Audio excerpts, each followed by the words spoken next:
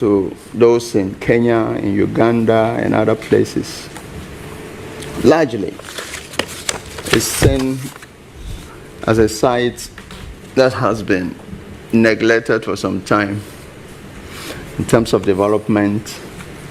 Indeed, it is the only place in Ghana that you will find the animals that you find in East Africa.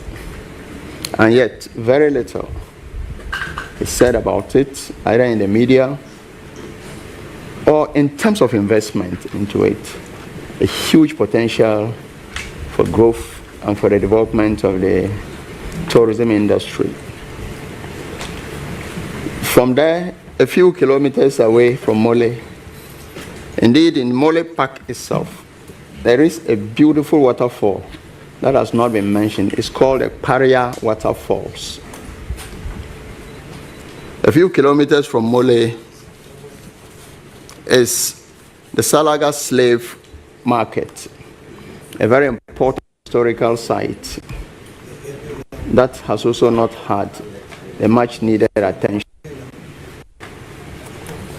Nominee, give us a fair idea how you plan to tackle these two sites in northern Ghana. Thank you. Thank you, Chairman. As I indicated in my earlier comments to Honorable Roxanne, the Black Star experience is the way to go, which is seeking to encourage districts, municipal assemblies, and what have you, to themselves invest in their own regions as far as their tourism is concerned.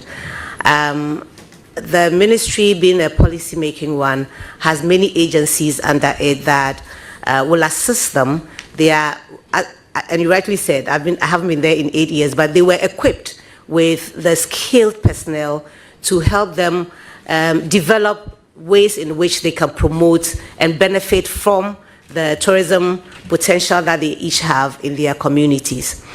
I agree with you that Mole for years has been on one of the sites, the list of sites that are usually visited by visitors. What they probably need is more investment, and it's an area where our country needs to focus more on, to give more to the sector so we can bring in the required resources that we all agree that we are able to do. So I'll be pushing the agenda for that and hope that the municipal assemblies, as I indicated, when the MCs are nominated and they pass, to engage them. I started that with Honorable Julius Deborah when he was Minister for Local Government. I sought his permission to meet with the MCs when he met them at Gimpa, to let them know that it's important for them to themselves bring to the ministry what they want us to help them to promote. And so I'll be championing that again. Thank you.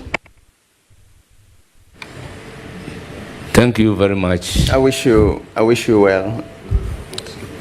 Are you ready? No. Are you ready? I'll give the floor to Honorable Patrick Yabwama. Thank you, Chairman, and congratulations, Honorable Jifa Abla Gomashi. I was just reading the report from the Ghana Tourist Authority about cruise tourism. I'm sure you're aware about it. They reported about 9,000 visitors in 2023. 86% of them went to Cape Coast and Sekondi Takoradi area, just about 13% in Tema area. I also found out that there are 2 local companies involved in this business, Sunseekers and Kaya Tours, Sunseekers Tours. I know a lot of Ghanaians who go to Bahamas and Caribbean to undertake this tourist activities. And I've never heard about this before until I read on their website, I believe it's an area you should look into, especially those of us from the forest areas who are afraid of being on a boat or a ship or a cruise liner to explore the beautiful sea. What are you going to do apart from looking into artifacts, trade shows here and there, in some of the untapped areas of tourism and the challenges therein? I want us to explore further some of these areas. And what are some of the new things you'll be introducing, especially with some of the things that I'm reading about? Thank you. Thank you very much, Chair. And Honorable MP, you're not alone in the fear of water. I was born in Accra and I live in Aflau by the sea, but I'm terrified of water. But it's an area that people have passion for and must be invested in and supported. I have had conversations with some Navy officers. In fact, only 2 days ago, one of them showed me also dolphins in our high waters, which could also be added to this cruise experience. It's an area that is new to me and the ministry. I do not recall our engagement in cruise promotion as Deputy Minister back in the day, but it is an area that has been brought to my attention and the potential seems to be like a very good one. So I will be engaging more on that and seek knowledge and experience from those who have it so that it can come to the benefit of our country. I think that the untapped opportunities abound, and this is one of them, and I thank you for bringing it up. Thank you, Chairman. Thank you. Jifa, Ghana has not been able to host major international conferences, and that is a source of revenue or income for most of our tourist facilities, the hotels, restaurants, bars, and what have you. And the answer is simple. We don't even have some of the best conferencing facilities here. We can't boast of 1,500 international or standard rooms in this country. We talk too much, but that's a fact. We can't boast of 1,500 top of the range rooms. If you go to Kempinski, I don't think they have more than 300 rooms. Movenpick, they don't have more than 250 rooms. Lancaster, they won't get you more than 250. Where again? Marriott. They can't, let alone conferencing facilities that will bring a lot of people into this country and engage car rental companies and what have you. Secondly, our room rates, very expensive. So why won't your nationals go to South Africa, Gambia, Cote d'Ivoire and co, other countries, and explore? So what advice will you be giving to the finance minister to look into that area and rather bring down some of the taxes in the tourism sector to attract a lot more people and to raise some additional revenue for the country? What is your take on that, please? Thank you very much, Chair, and you have hit the nail right on the head. This is an unending discussion, especially where the hotel rates are concerned. Even hotels that have franchise in other countries, ours tend to be very high comparatively. So I agree with you that the lack of infrastructure to meet the growing demands of the world and our country is there in our faces. Apart from engaging with the Minister for Finance, I think that everybody and anyone listening to me who has the wherewithal to engage with private sector in Ghana, out of Ghana, to ensure that we improve on our infrastructure capacity. You are welcome to engage with me after the vetting, and if I do get your nod, this is an issue that we must deal with. I agree with you that the lack of these facilities indeed take away from what could be revenue for our country. Taxes, taxes, taxes. It has been the cry of the hospitality industry from way back when I used to MC their events, and I was not even in the ministry as deputy minister. I've MC'd a lot of programs for this sector, and it is a that we must collectively deal with. I overheard the incoming Minister for Finance, Honorable Atufosin, saying that he has studied this economy so well, and he has a fair idea how he wants to help us as a country restructure it. I'll be tagging along him and lobbying him vigorously. And I know that you're an economic person as well. And since you identified this problem with me, you perhaps would want to join me to have these kinds of conversations with the finance people so they appreciate the enormity of the task ahead. I thank you, Chairman. Let me congratulate you and wish you the very best. Thank you. Very grateful. I now give the floor to Honorable Ritana Odole. Thank you, Mr. Chairman. Congratulations, my dear sister. I call her Mama. Mama, oh Mama. And I want to say a big thank you to His Excellency for bringing you into your field. Congratulations, sis. My question, the cultural policy of Ghana was published in 2004 and spells out what has to be done. How are you planning to make it work to improve the fortunes of tourism in Ghana? And what is the role of the Creative Arts Council?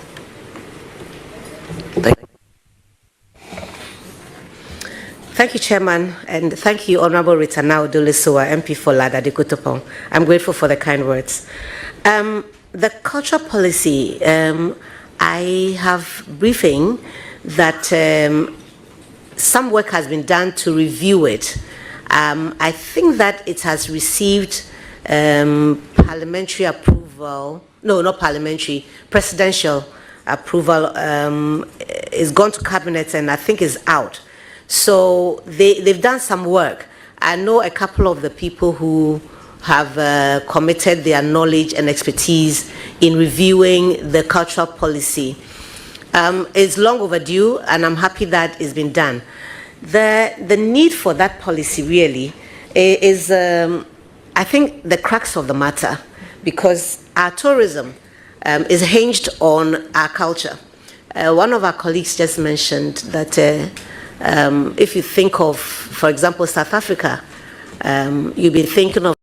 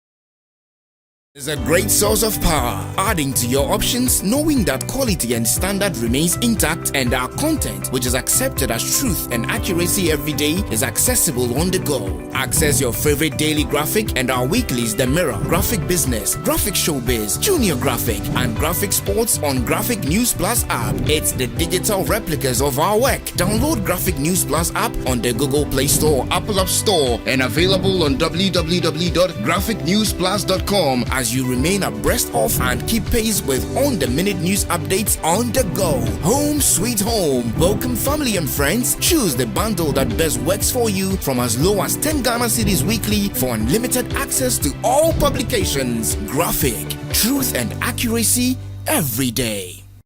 Information is a great source of power, adding to your options, knowing that quality and standard remains intact, and our content, which is accepted as truth and accuracy every day, is accessible on the go. Access your favorite daily graphic and our weeklies The Mirror, Graphic Business, Graphic Showbiz, Junior Graphic, and Graphic Sports on Graphic News Plus app. It's the digital replicas of our work. Download Graphic News Plus app on the Google Play Store, Apple App Store, and available on www.graphicnewsplus.com as you remain abreast of and keep pace with on-the-minute news updates on the go. Home sweet home. Welcome family and friends. Choose the bundle that best works for you from as low as 10 Ghana cedis weekly for unlimited access to all publications. Graphic, truth and accuracy every day. Information is a great source of power, adding to your options, knowing that quality and standard remains intact, and our content, which is accepted as truth and accuracy every day, is accessible on the go. Access your favorite daily graphic and our weeklies The Mirror, Graphic Business, Graphic Showbiz, Junior Graphic, and Graphic Sports on Graphic News Plus app. It's the digital replicas of our work. Download Graphic News Plus app on the Google Play Store, Apple App Store, and available on www.graphicnewsplus.com as you remain abreast of and keep pace with on-the-minute news updates on the go. Home sweet home. Welcome family and friends. Choose the bundle that best works for you from as low as 10 Ghana cedis weekly for unlimited access to all publications. Graphic, truth and accuracy every day. Information is a great source of power, adding to your options, knowing that quality and standard remains intact, and our content, which is accepted as truth and accuracy every day, is accessible on the go. Access your favorite daily graphic and our weeklies The Mirror, Graphic Business.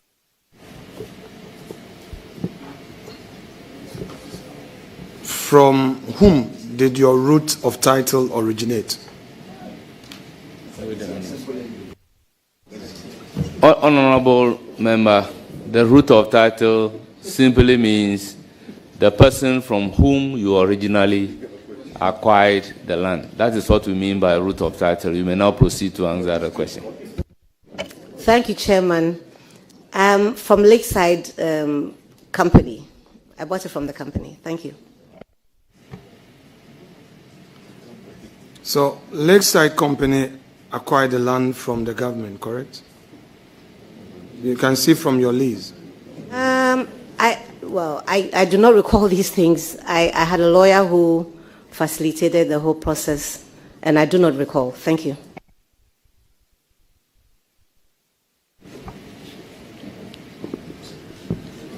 If given the opportunity, would you want to share the title with leadership of committee for us to know the root of title, if given the opportunity?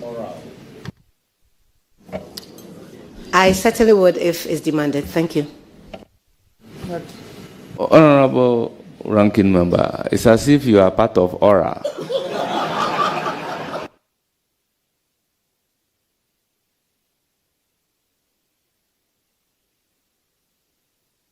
Chairman, you see a little bit of your own medication on your tongue. You see how it is. Anyway, it's okay. Honorable Rifa Gomeshi, you have here hometown. Please, I don't want to risk the pronunciation. Please help me. Avuema. Aplau. Yeah, I'm an Anlo man, but yes, but I have been living in Ifutu, Winneba, for so many years. So I concede that I have that weakness.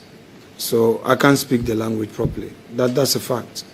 I will not deny that. So is it your dad who comes from there, or both parents come from there? Thank you, Mr. Chairman. I have a very interesting heritage. So my biological mother, her mother is from Avwema. Her father is from Aplauteshi. My biological father is, his father is from Avwema. His biological mother is from Aplauteshi. So they crossed.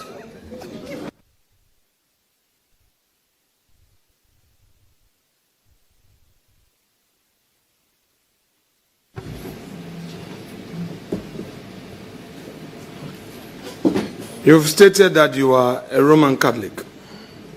Yes, Chairman. Which parish do you belong to? Mr. Chairman, I was baptized in St. Catherine's Catholic Church in Birmingham, but I have roots now in both the Queen of Peace Catholic Church in Medina and also St. Peter's Catholic Church in Osu, depending on, and then of course now Parliament too. So depending on where I am, I go to church. Thank you. So clarify this for me. Do we have hospital facilities inside the Birmingham? Clinics. Clinics inside the Birmingham? Yes, please. Very well. So you were born there? I was born in Birmingham. Then Okay. there were clinics. Now I think there's still clinics. Their main hospital will be 37 Military Hospital. Thank you. At what point did you become a member of the NDC party? I was probably here when it was born. I was probably here when NDC was born. I recall that as a child, well, as a young woman.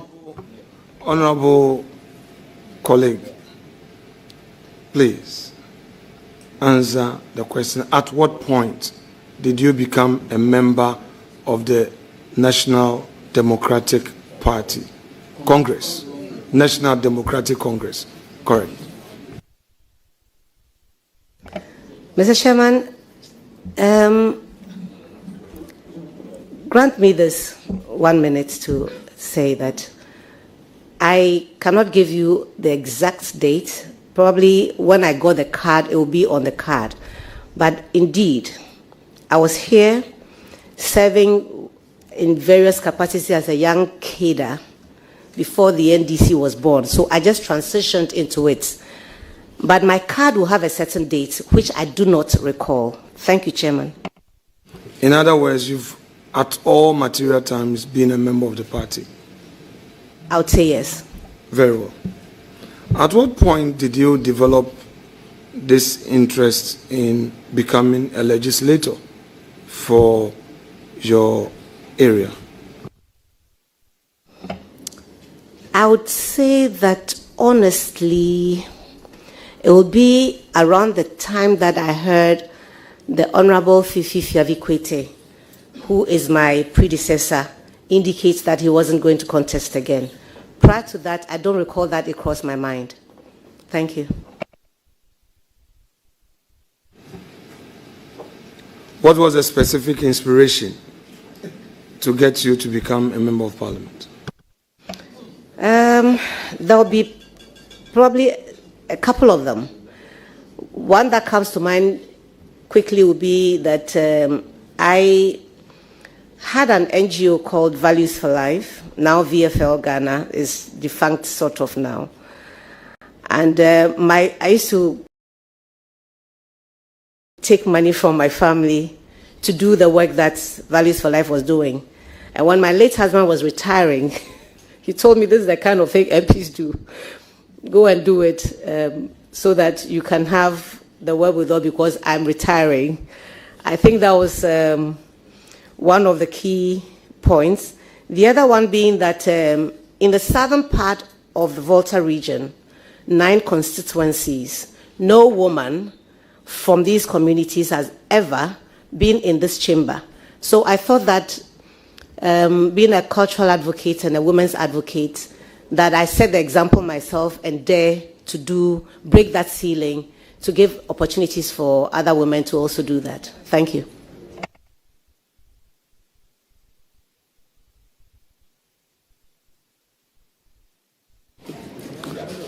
Our revered guests, I will repeat. Let's listen to the nominee in silence. I beg you, with all due respect.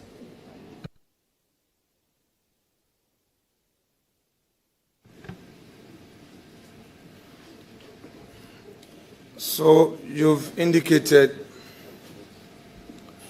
to us that Honorable Fifi Kwete's exit was the immediate thing that triggered your interest in coming into this legislative,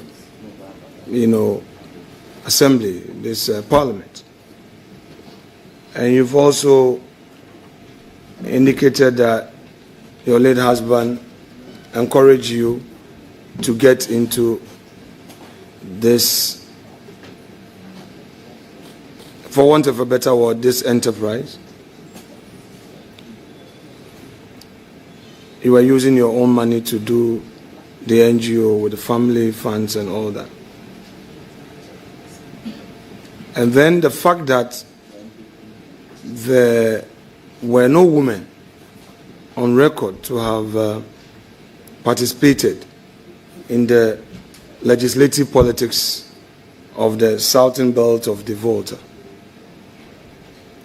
So now that you are in, apart from you, is there any other woman from the Volta region who has also been nominated for ministerial appointment?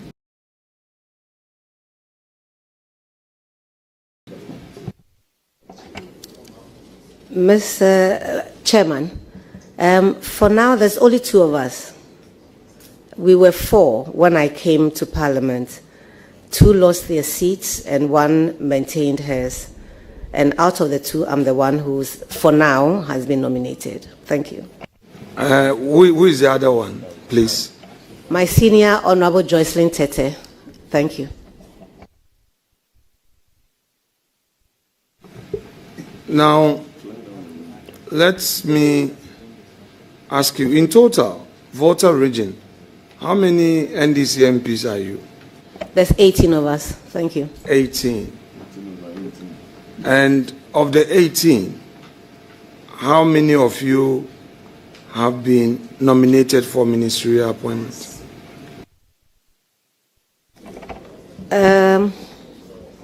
Apart from the regional minister? 3. 3. My colleagues, 3. Apart from you, who are the other 2, please?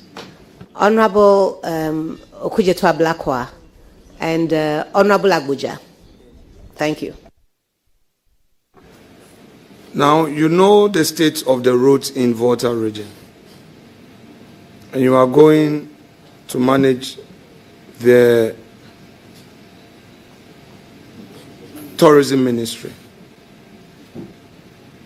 First of all, to what extent do you think that the state of the roads will affect the tourism potential? Honorable Chair, I think that infrastructure in this sector, and I would say that it plays the roads to the facilities, if fixed, will really increase the revenue that we get from tourism. So it is very, very important that we have the roads that lead to our sectors. So let me move away from the hypothetical space I'm in and come straight to a practical situation. Are the roads that bad to the extent that they would affect tourism potential in the region? Which region, please? I'm referring to the Volta region, the subject matter here. We are staying a bit in the Volta. Just for clarity, that's all I ask. Thank you. So that, amongst other things, will be important to drive tourism in the Volta region. Yes, thank you.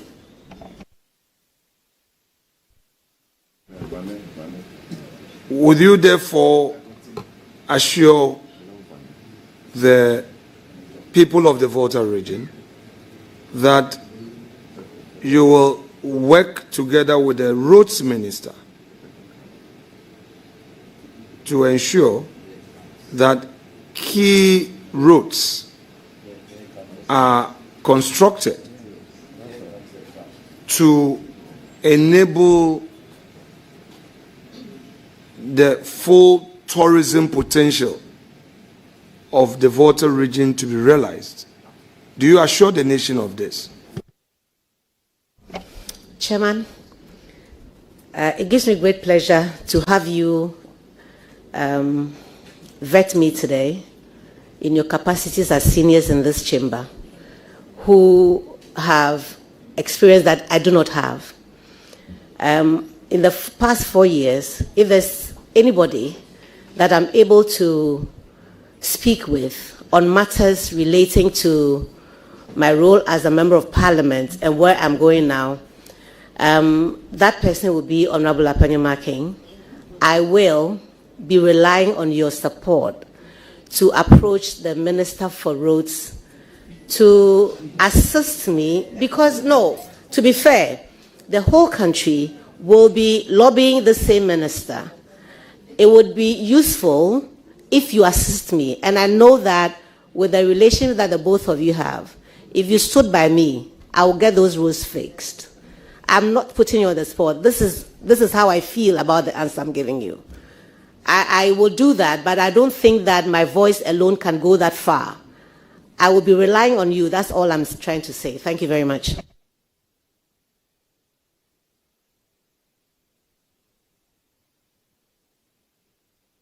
Chairman, if I may, and I don't want to offend the leader of the minority, but he must admit that he's been very helpful since I've been here in the last 4 years.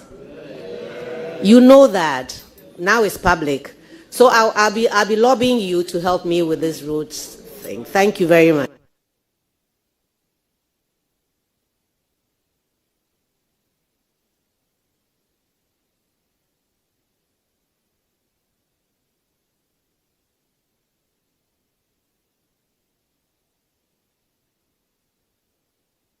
It is true. She came when he was a majority. Chairman, the nominee is right in saying so. Leader of government business and leader of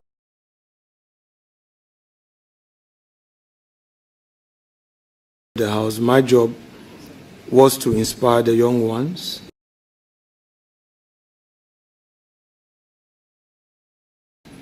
provide them with comfort, see to their welfare, and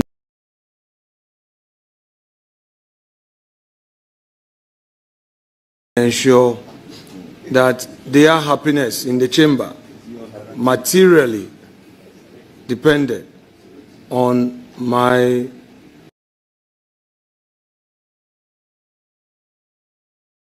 generosity and benevolence. That duty are discharged, and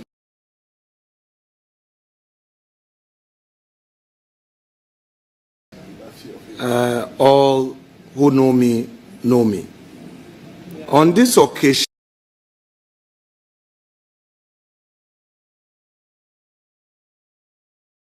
and on this occasion only, I am seeking to know from you, at the policy level,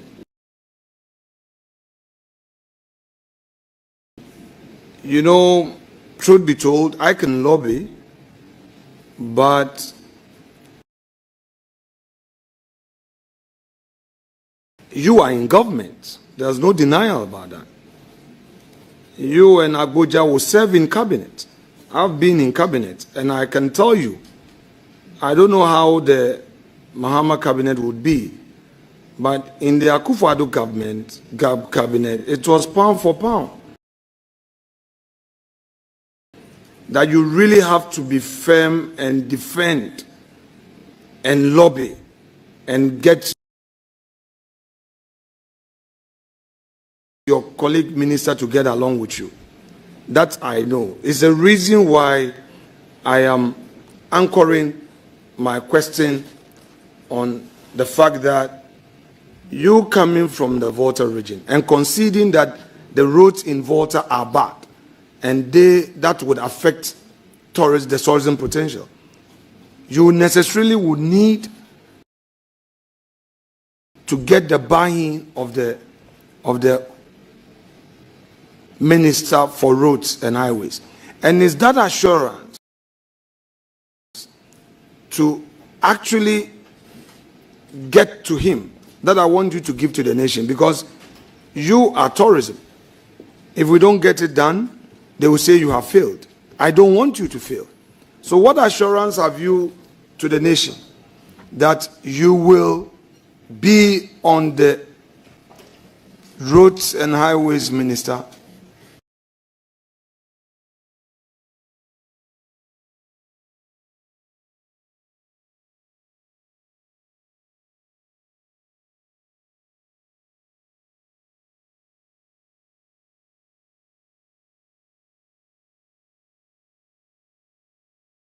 of Volta have serious tidal wave challenges?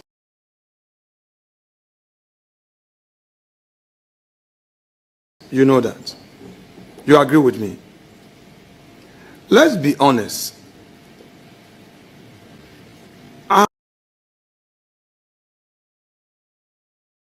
Are there sun-winning activities along the beaches? Be honest with me. I do not have any proof to give you that the sand winning going on at the beaches in Ketu South. I have proof of sand winning in other communities in Ketu South, but not at the beaches. Would you be surprised to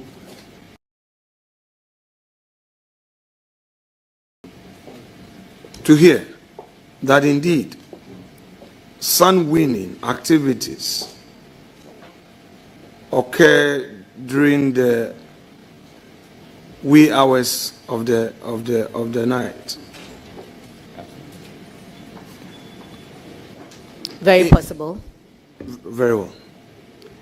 Do you think that if these are true,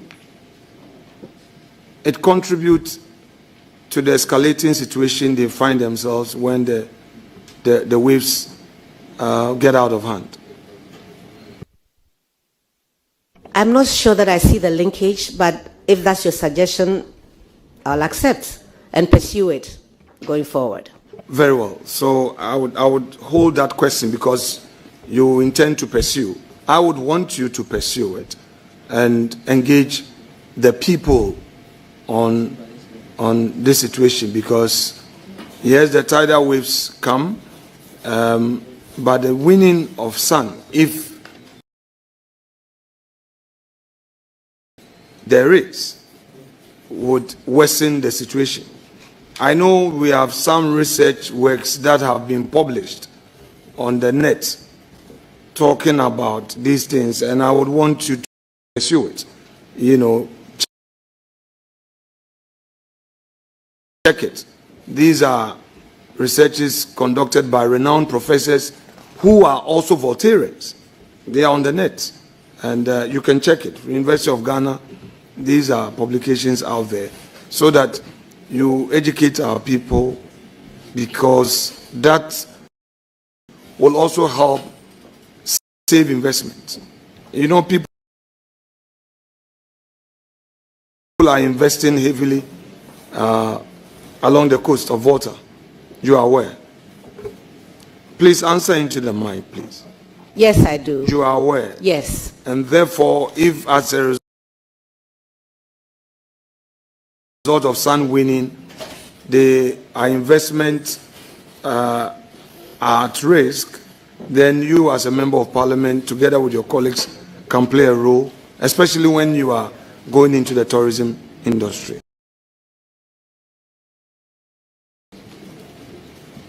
Yes. Now, I'm a private businessman, and my friends who visit me in Ghana often tell me that it's too expensive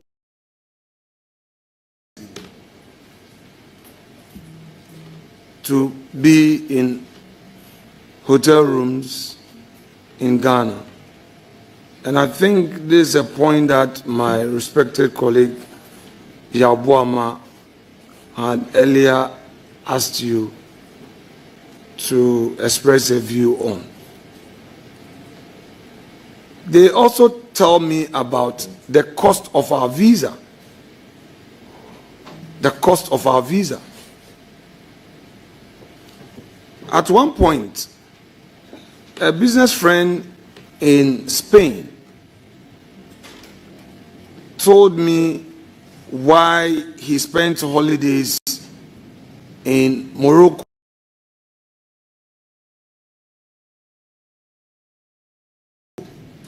rather than Ghana. And he said, well, the visa, whatever the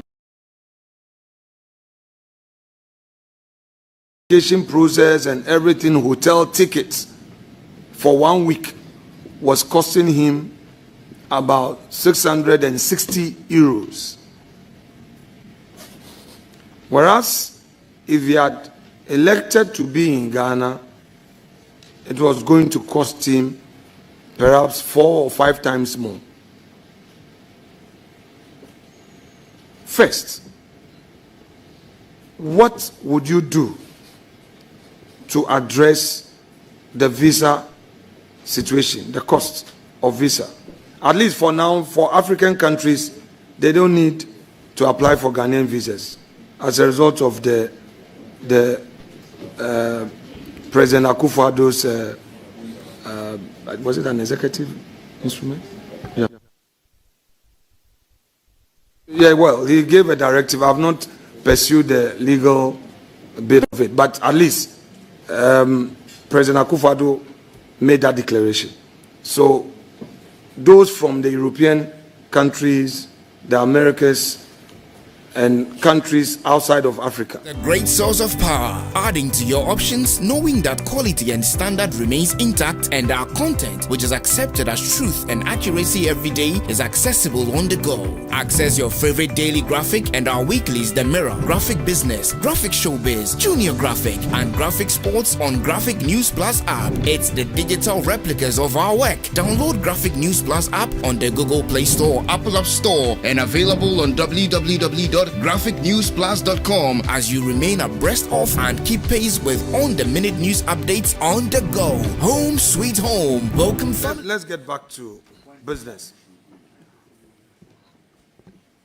When you were campaigning as a member of parliament for election, when you were campaigning to be elected as a member of parliament, what really did you tell the constituents?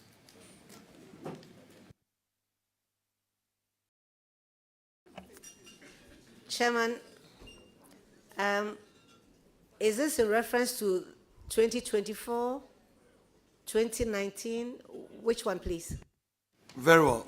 Let's limit it to the 2024 elections. Thank you.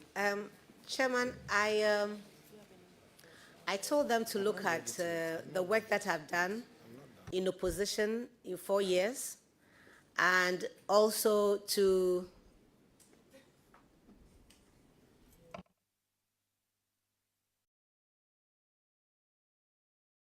What I'm asking you is that, what did you forget about work done? That should they vote for you, what would you do for them? They are listening to you. I want to know too. Yes, and I said that they should assess me with what I had done and give me the opportunity to build on it.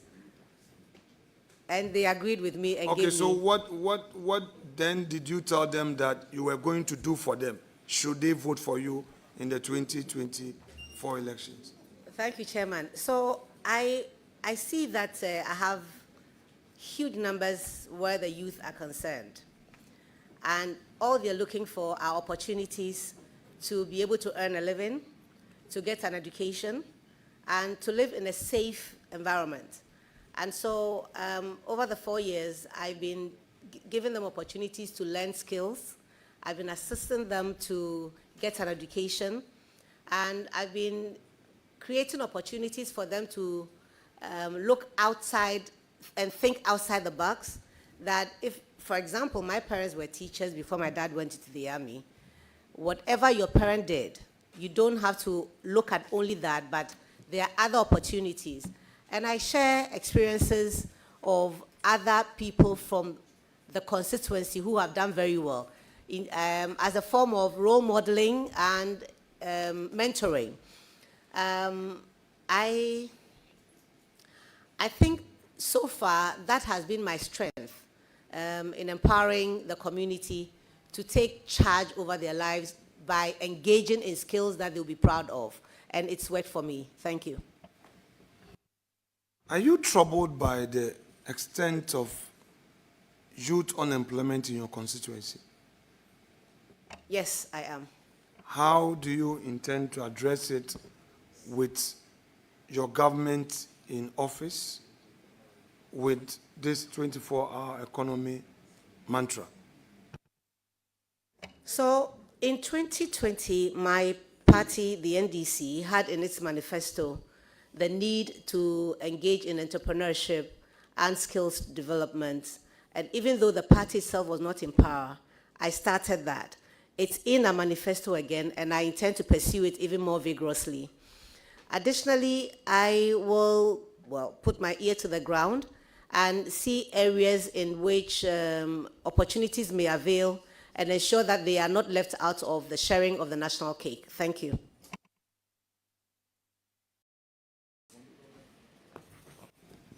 So now you are in office.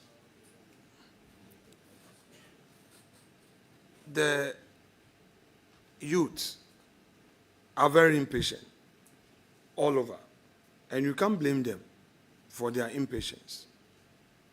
They need jobs. How would you react to a request by your constituency executives that, come what may, all employment in your sector should have at least 10% from your constituency? How would you react to a request of that by your constituency executives, that they come listing all the sectors in your ministry and tell you that every recruitment give 10% to your constituency? How would you react to them? Thank you, Chairman. I suppose that they are a part of the population that we have, and it's fair for them to demand their fair share of the national cake and opportunities that avail. It has to be done equitably, that everybody who is a youth, when the opportunities come, gets or takes advantage of it. So I suppose that's the best way to answer your question. Thank you. Now, you are 18 in Parliament. So far, only 3 of you have made it to the president list. Would you agree with me that the remaining 15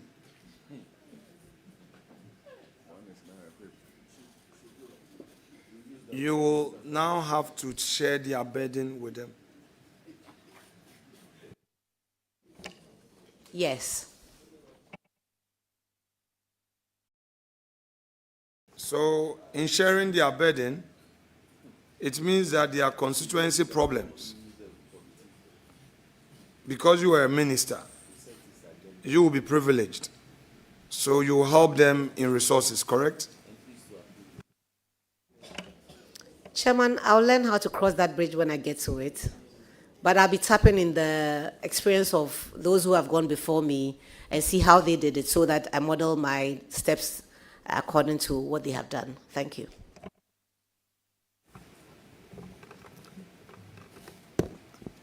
Let's come to the mainstream. What has brought you here? What is the tourism policy of your party? What is the tourism policy of your party? Chairman, the policy is to make tourism, culture, and creative arts a driving force that harnesses the resources of our country, manages it, promotes it, and give it the energy to bring in the required results in terms of revenue. It seeks to employ culture, creative arts to accelerate the benefits of tourism. We have indicated that there's going to be a revamping of the sector.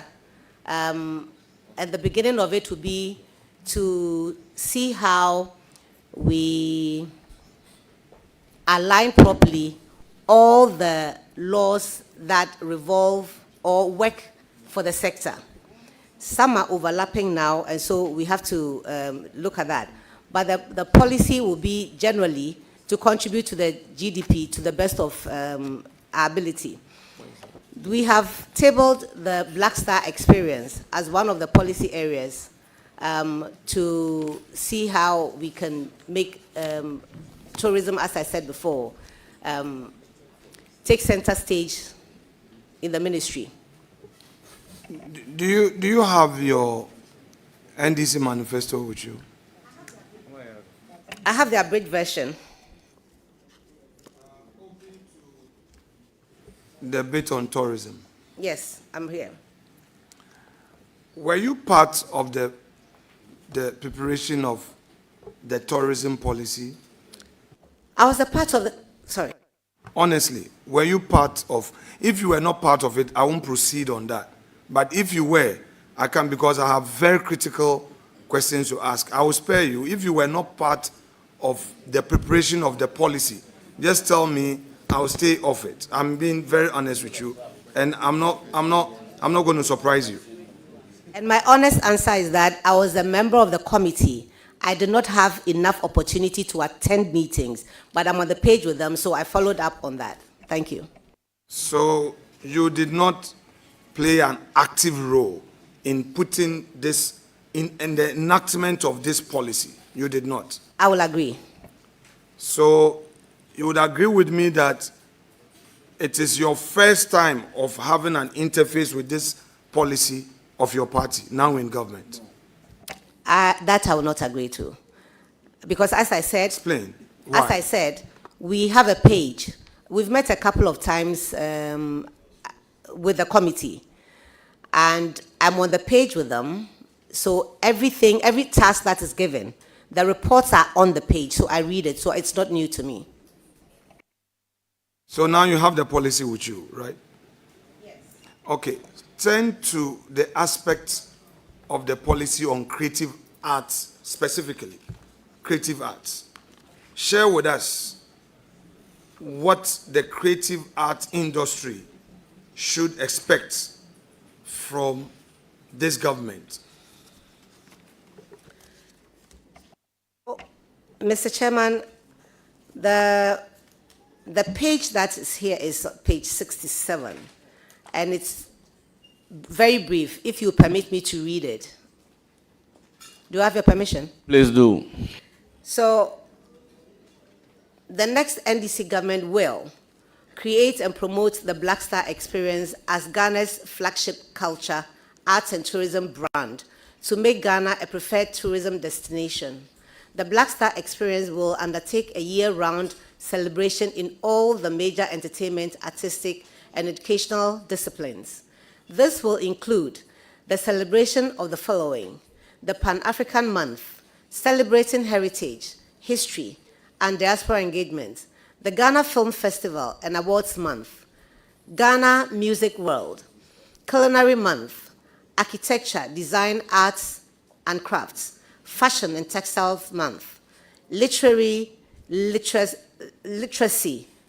Month.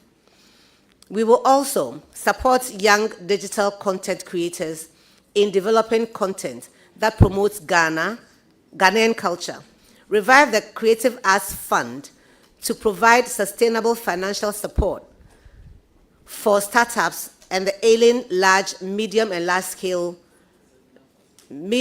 small creative enterprises. Okay, let's stay there. Let's stay there. So, back to it. Revive the Creative Art Fund to provide sustainable financial support for startups and for ailing large, medium, and small creative enterprises. So let's stay on sustainable, to provide sustainable financial support. How does your party seek to achieve this? How does it intend to achieve this now that you are going to be the main implementer of the policy? So, from the experience of the NDC when we were in government under, shall I say, President John Dramani Mahama I, we had a fund for the sector. I think that to sustain it, domains will have to assess the fund and make it a revolving one. So whatever you want to champion with the fund that you assess, you should be able to make it have a turnover that is returned for other people to come and also benefit from it. Good. You see, Honorable, this is an important thing that I want us to take note. You realize that a lot of times these supports come as a social intervention support, and people take it, access it, and will not want to pay back. If you want to pursue, they will remind you of their votes. Let's face reality. Are you sure that practically you can get people to pay back? Are you sure? I think that we can work at it. Do we have opportunity to recover everything? Probably not, but we could try, because it's the same with, the financial sector. People borrow money from the banks. Do they always pay? They don't always pay, but some do pay. So we have to put in mechanisms that encourage people to return it and probably get reward for that. So I'm sure that the examples abound in other sectors that we can learn from. How do the banks do it? We can pick from that and leave out of their books and make it work in our case. Thank you. So this fund, this Creative Art Fund that you are going to revive, how would you fund it? With your government promising a repeal of the e-levy tax, repealing even taxes at our ports, taking away COVID levy, doing away with a lot of taxes, that is one key promise of your government, to do away with a lot of taxes. Now, this fund would have to be funded. Going there, with the benefit of the manifesto, how is it going to be funded? Mr. Chairman, I think that the history is there that funding for sectors don't always come from GOG only. It is the reason why we sought to ratify some conventions from UNESCO, so that it gives us opportunity to tap into the resources that they have as well. So it's not necessarily just GOG. Chances are you're very resourceful. Chances are even you can say that you'll take a certain part of our domains and support us with funding, which can be used. But I'll hesitate to agree with you that it's only GOG that is capable of funding, giving us funding for this project. So we are open to the experiences that we have garnered over the years to see how this works. Thank you. Honorable Nominee, you see, there are many creative arts Ghanaians watching, listening, okay? They are looking forward to a sustainable source of funding for their survival. I have a lot of these guys in my constituency. You have a lot of them in your constituency. We have a lot of creative arts Ghanaians who are suffering. Now, for you to say that you are going to revive the fund should suggest that you know the status of the fund. Are you able to tell us the status of this fund that you are going to revive? I am unable to, considering that it's been 8 years.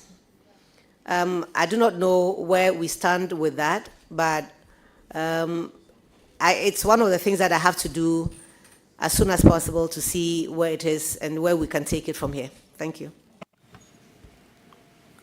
Can I suggest to you that the best way to sustain this and to make it active, to benefit the industry, will be to ensure a levy that will regularly feed into the fund? Yes, we do have the tourism levy. It is possible that we can probably add on, but I'll hasten cautiously and rely only on what we already have and see how we work around it and perhaps move forward with it. Thank you.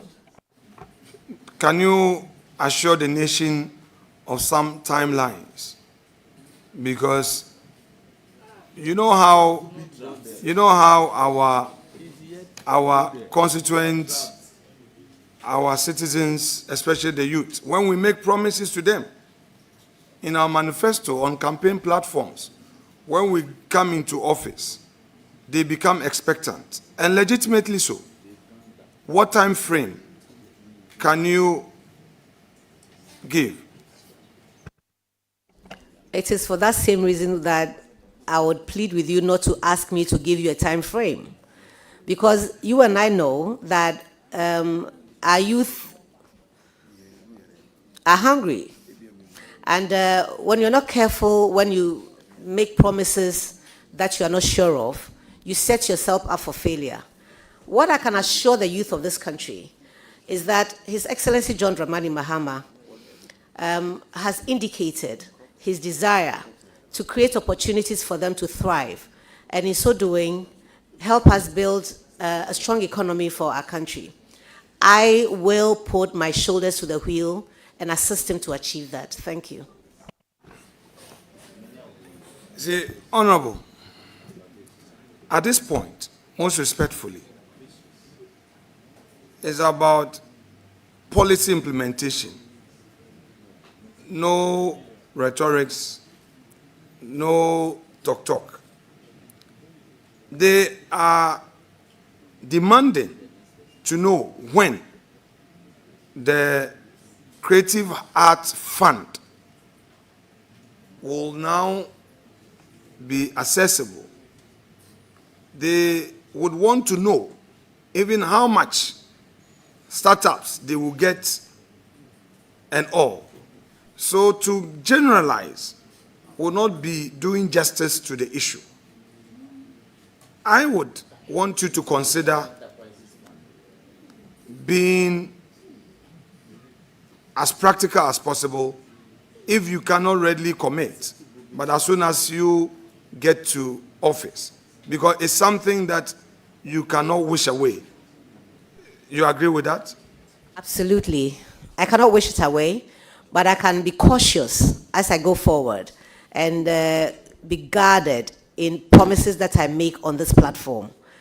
I'm sure that the opportunities will arise when we are sworn in and I take office, that I come back to the committee or on the floor for us to address these issues, but I will not be making promises that I cannot keep. I do not know what's in the kitty, so based on what will I make such promises? So I would plead with Chair to let this slide, because I do not have any promise to make, because as I sit here, it will be, it will not be good for me to make any promises when I have not assumed office. Thank you.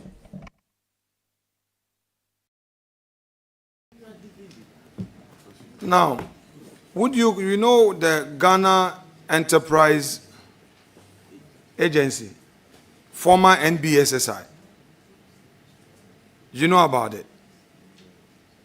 I've heard about it. We gave them a new identity through an enactment in Parliament. Ghana Enterprise Agency. You are aware that they've been disbursing funds to the creative art industry and traders and all. So, I want to find out from you whether you can rely on that agency to support the creative art industry pending the introduction of this your creative arts fund. Because they cannot wait. The youth cannot wait. It's a suggestion that I will embrace and pursue when I'm given the nod. Thank you. Similarly, would you want to tap into the Maslock Fund as an interim measure to support the creative art industry as soon as you get the nod, whilst you put your house in order on your own policy? If it's something that you are sure of and sharing that information with me, I'll gladly go and pursue that. But I do not know the framework within which Maslock disburses its funds. But I will explore it. Thank you.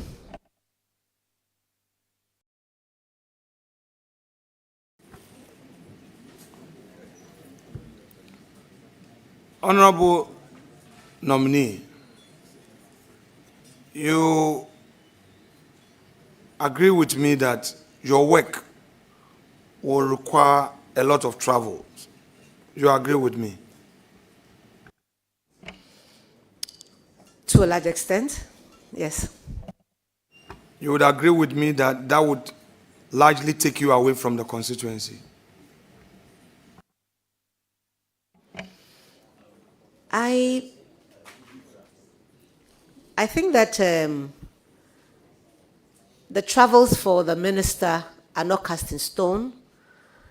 I also know that you can delegate, and based on the experience that I have, I know that it is possible to have a fine balance between visiting the constituency and the official obligation of the minister. So I'll walk the fine line. Thank you.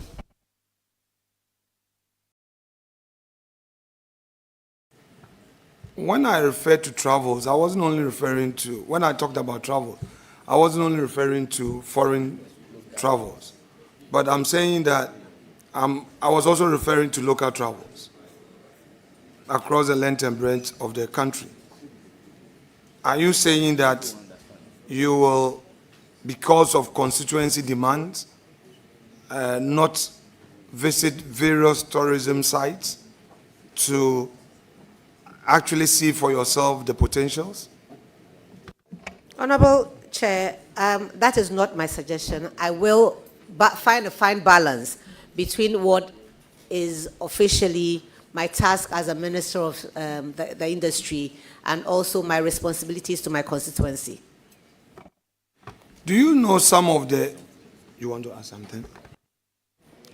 Honorable members, I believe in a situation like this, our constituents understand. When you fit into a new role, if you are with them every weekend, probably you may not be able to do that, and they perfectly understand. Thank you, Chair.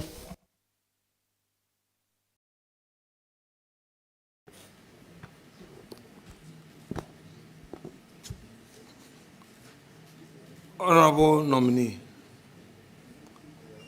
let me know from you how you intend to manage the agencies under you. By the way, how many agencies have you identified as being agencies under your ministry? Thank you, Chair. We have about 14 of them, 13, 14. But I also do know that a restructuring of the ministry would be important going forward because some responsibilities overlap, but these are things that I'm sure that once the structures are properly set in place, we should be able to address. But for now, I think we have about 13 or 14 of them. Can you mention a few of them? Absolutely. Please proceed. Yes. We have the Museums and Monuments Board, the National Theatre of Ghana, the GTA, we have GATOF, we have the Du Bois Memorial Center, we have the Kwame Nkrumah Park, which is part of museums. We have the Centers for National Culture, the National Commission on Culture, the National Theatre. Yeah. So these 13 agencies, the heads of these agencies naturally would be political appointees. You agree with me? I believe so. Would you consider members who are qualified from your constituency and the voter region, considering the limited number of people getting opportunity to serve in ministerial appointment, to fill these vacancies? On merit, yes. I should take it that in these agencies under your ministry, Ghanaians should not be surprised if you are filling them with members of your constituency on merit. It would be wrong for me to do that. I think that all Ghanaians will be given the equal opportunities, and the best candidates will take the slots. I'm not talking about regular employees. I'm talking about the heads, the chief executives, the director general. Yes. So you are going to conduct interview for the chief executives, director generals, because you are saying Ghanaians will be given equal opportunity. I want clarity how you facilitate this appointment. Chair, these are areas of specialized areas. You can't, for the life of me, expect that because you are a constituent and you like me and I like you back, I should automatically put you there because you have applied. If you don't have the competency, it will be difficult for me to put you there. It's based on that I'm suggesting that equal opportunity should be given to those who apply and the best candidate put in the place.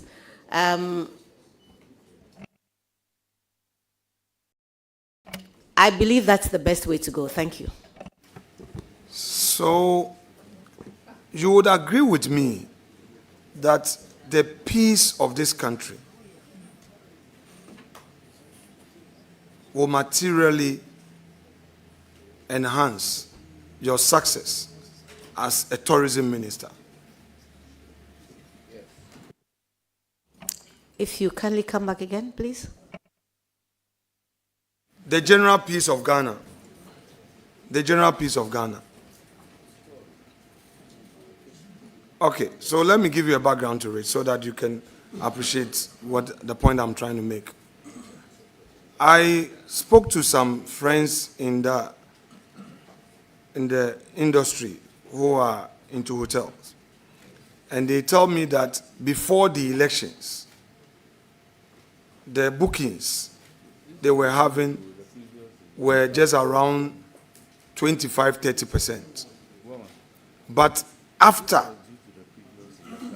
the elections, the occupancy rates increased. I asked them why. They said, well, because of the fear, these foreigners who were coming in, because of the fear that of the outcome of the elections, the uncertainties and all. So though we're entering into Christmas, they were not willing to come. But immediately we had the elections and they realized that Ghanaians were generally peaceful. They started booking. Right. So you get a background now. You get a background. So I now put the question to you. Do you agree with me that the general peace of Ghana would necessarily enhance your success as a sector minister? I agree, not only as a sector minister, but as a Ghanaian, for my own safety as well.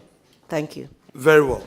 So, would you be concerned about violence in the country, post-election violence, wherever it may be occurring? Would you be concerned as a tourism minister? I'm always concerned, and I don't have to be the minister to be concerned about it. Thank you. What advice do you have as a tourism minister? What advice do you have for those Ghanaian youth who may be burning party offices, who may be involved in unnecessary violence merely because Mr. President could not appoint people from their communities? What advice do you have for them? Honorable nominee, I don't think we have any evidence to the effect that Ghanaians are doing such a thing merely because A or B has not been appointed. So if the honorable minority leader has such an evidence, then he can table it.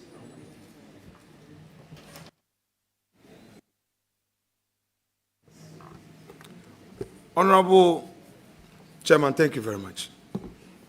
Honorable nominee, you would agree with me that when a new government comes into office, there is general anxiety and expectation for political appointments, generally. You would agree with me?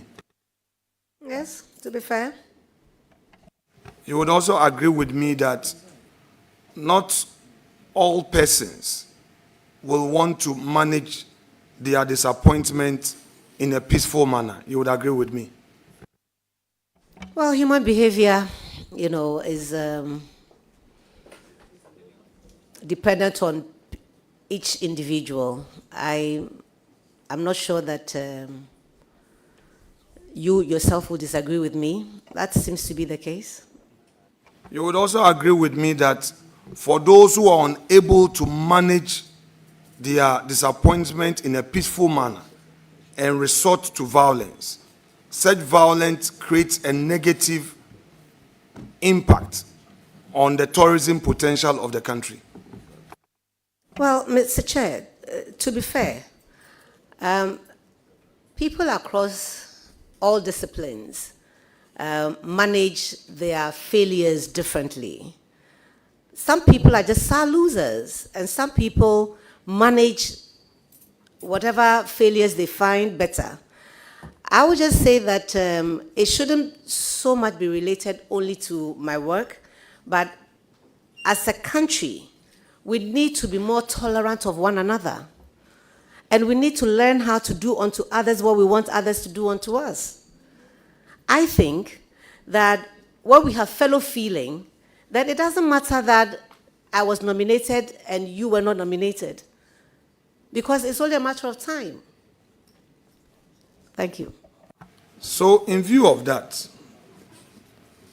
and as tourism minister, what would be your advice to the youths who may not want to register their protests in a peaceful manner as a result of such disappointment. Chair, I'll urge all our youth, regardless of whether it's political or not, that we are in a civilized society. Institutions are available for you to seek redress if you are displeased about a decision that's been made or an action or inaction that has been taken or not taken. That you find the appropriate channel to express your concerns is the way to go. Thank you, Chair.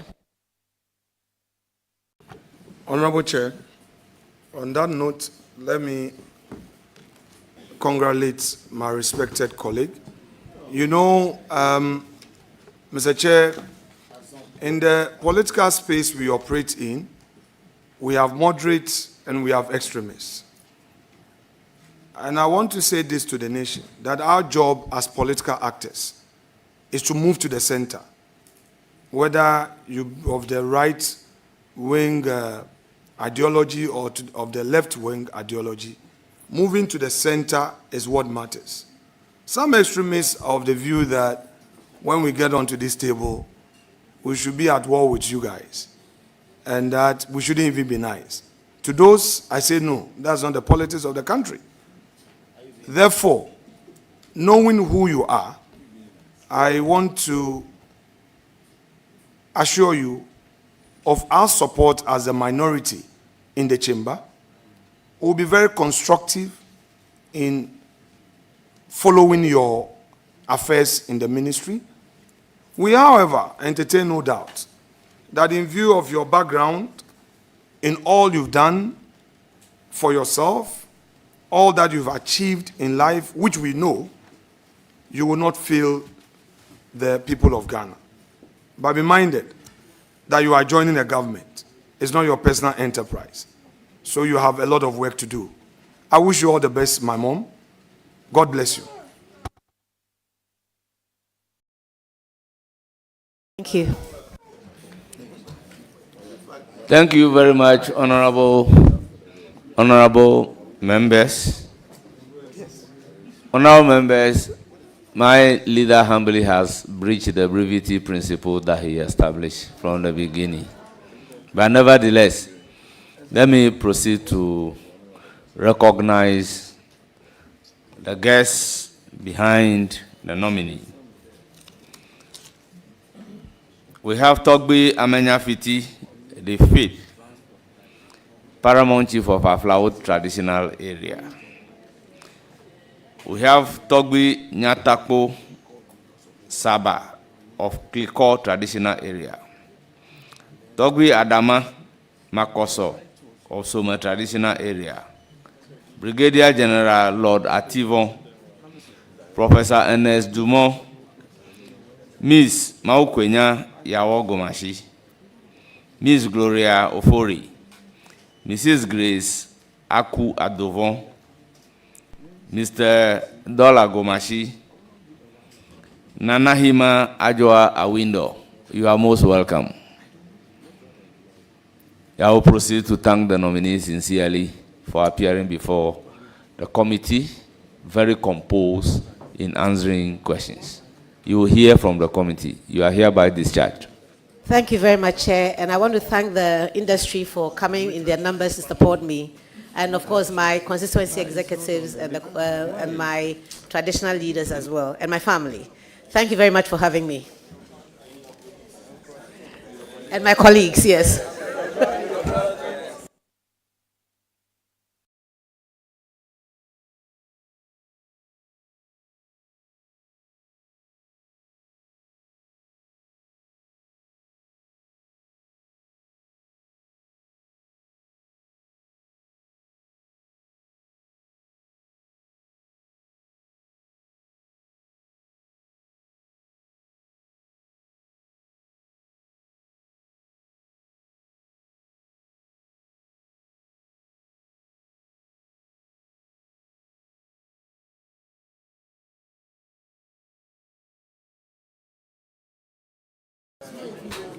The next nominee should be in readiness to take her seat.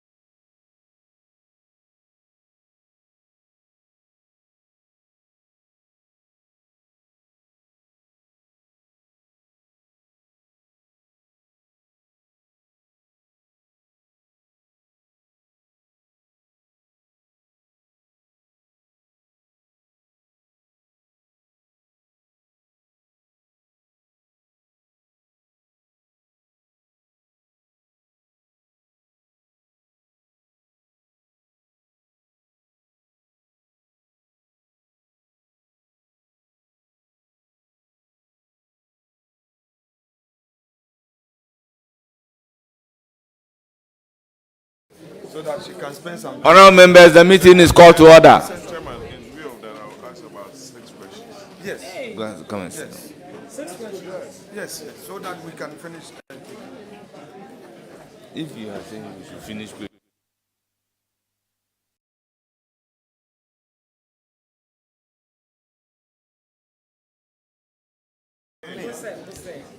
Clerk, proceed to administer the oath. Those standing, please take your seat and let there be order. Those standing, please take your seat and let there be some order.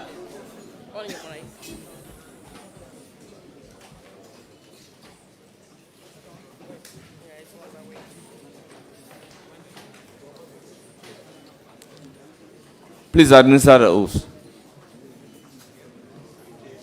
Go ahead. Chairman, please your mic. Chairman, please your microphone. Thank you. I hereby administer the oath. I Emilia Arthur, swear by the Almighty God swear by the Almighty God that the evidence I shall give before this committee that the evidence I shall give before this committee touching the matter in issue shall be the truth, the whole truth, and nothing but the truth. and nothing but the truth. So help me God. So help me God. Thank you. Thank you.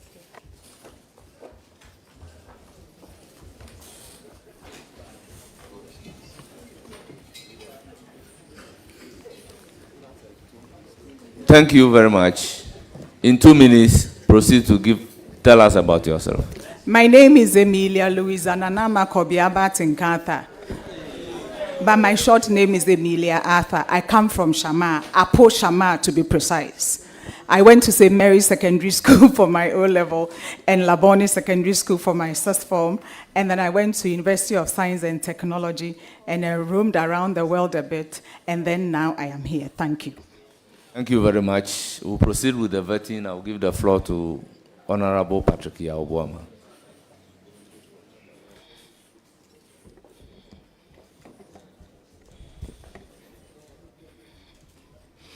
I will then give the floor to the minority leader, Honorable Alexander Afanyo Maki.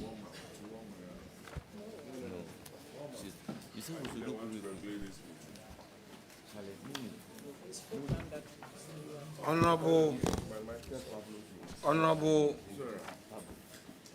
Emilia Arthur, give your full name to this honorable committee one more time. My name is Emilia Louisa Kobiaba Ama Atenka Arthur, but officially my name is Emilia Arthur. Thank you. Please, honorable colleague, explain to this committee what you mean by officially your name. You have Emilia Arthur. Thank you, Mr. Chairman. In all my official documents, my passport, my school certificates, everything is Emilia Arthur. I chose to drop a lot of the other names. Thank you. Do you have a birth certificate, please? Yes, I have a birth certificate, and my birth certificate records the name Emilia Arthur. On your birth certificate, where do you have as your place of birth? Accra, Mr. Chairman. Thank you. Mr. Chairman, the nominee has brought some respected personalities to sit right behind her. These are elders from the region that I have to wear some other glasses to, you know. I don't know whether she doesn't want to be vetted, but these are people that will say in Fantim, me fair one pa. I should have done paying for now, but some which you want. Auntie Emilia, and pay your vetting. Portrait pedemiana. Enjoy. Maybe so. Maybe I can bravo. I'm painful. A cuckoo dam now what to which in do have mushroom painful. That's one of us. In the impediment business.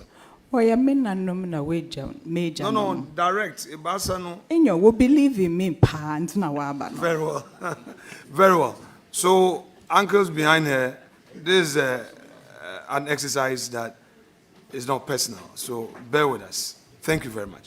So, Auntie Emilia, you have, for your residential address, 14 Swanika Street, Abelingpe. Share with us.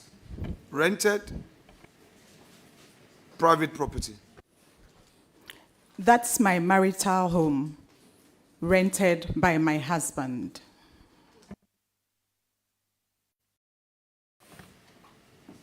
So we are supposed to be neighbors, and we don't know each other. Yes, I've lived on the streets for 23 years. So we would have to find a way of knowing each other. It's unfortunate. So we'll proceed on that. You are not to answer. That's okay. You want to come to my home?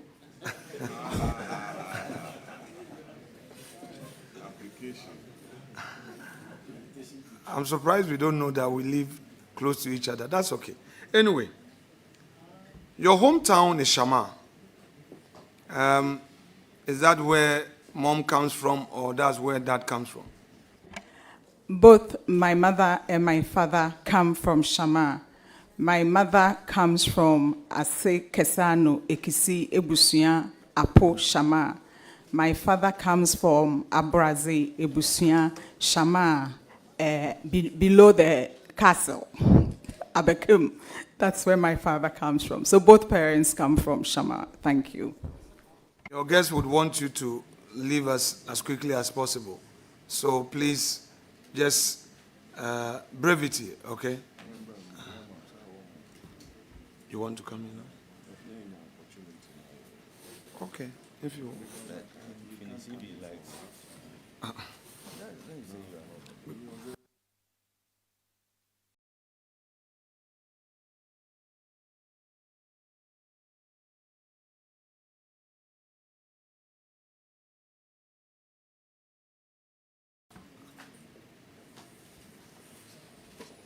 Honorable Emilia Arthur, I have gone through your CV, and before you took your oath, I had told you that I had read your CV. Before I get into some specifics, share with Ghanaians all that life has taught you. Share with Ghanaians.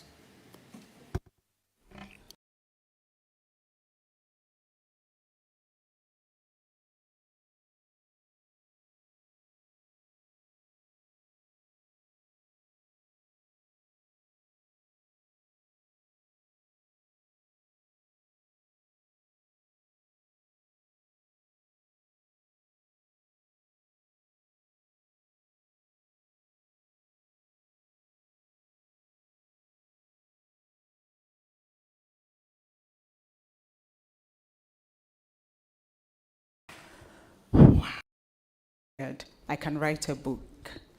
Academically, after University of Science and Technology, I took an interest in community development because my national service posting took me to a community where there was real poverty that you could actually see and describe poverty. But the 1 year of national service there changed some things for me, after which I decided then not to pursue my line of training, but to rather go into community development.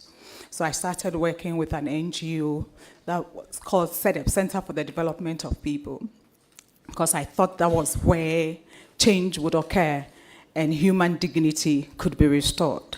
After a while, I thought, where can this be? So I went into consulting, and I consulted widely for DFID, USAID, for German Development Services. I consulted widely in the hope that I could influence the development organizations, programs for my country, Ghana, and the people of Ghana.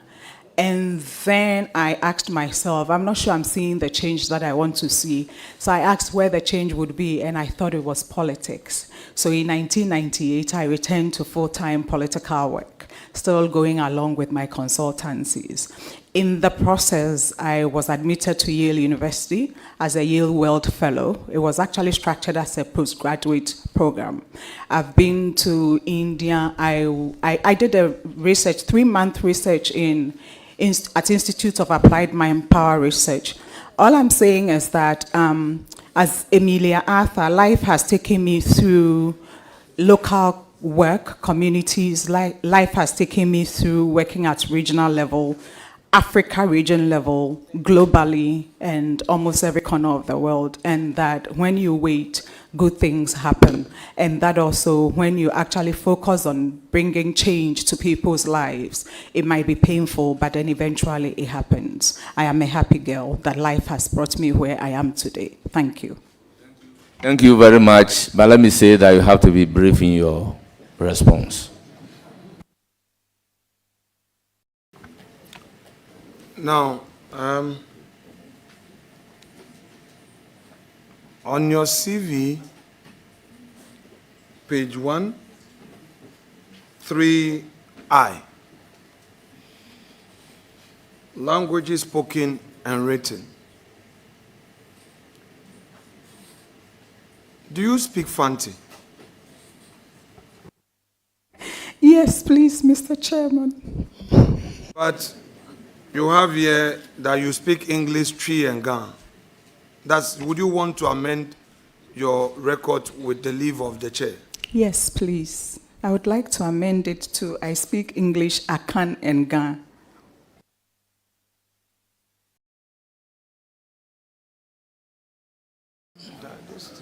Thank you very much. Proceed to do the changes. Why don't you? Why?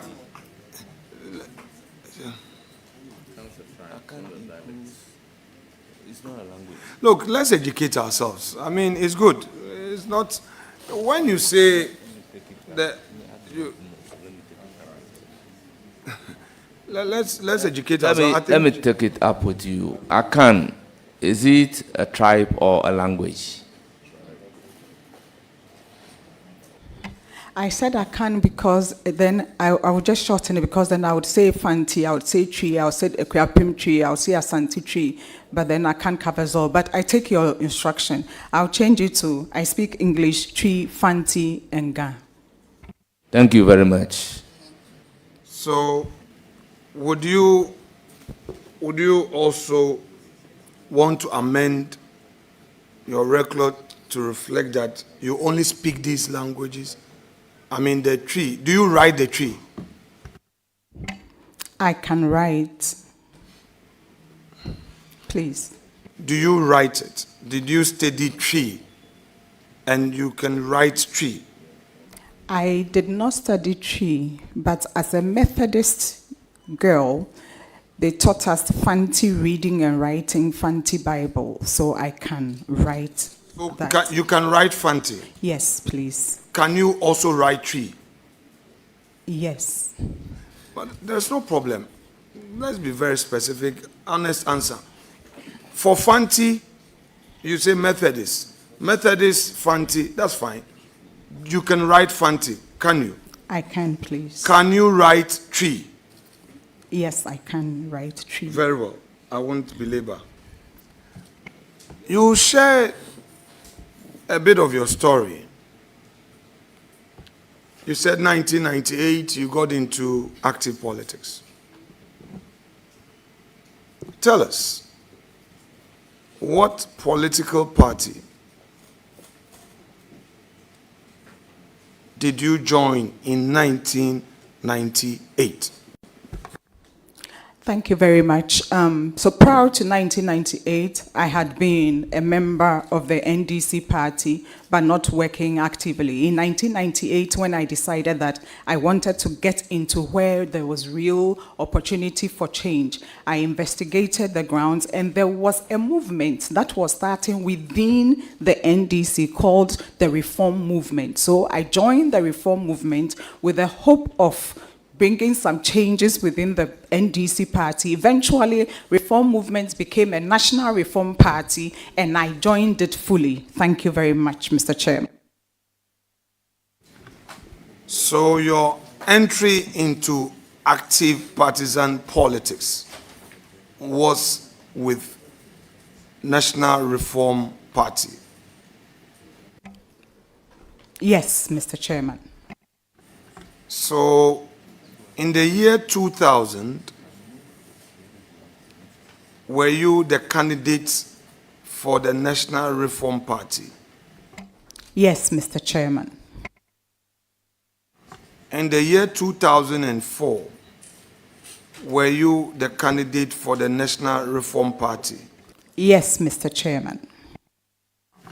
What of 2008?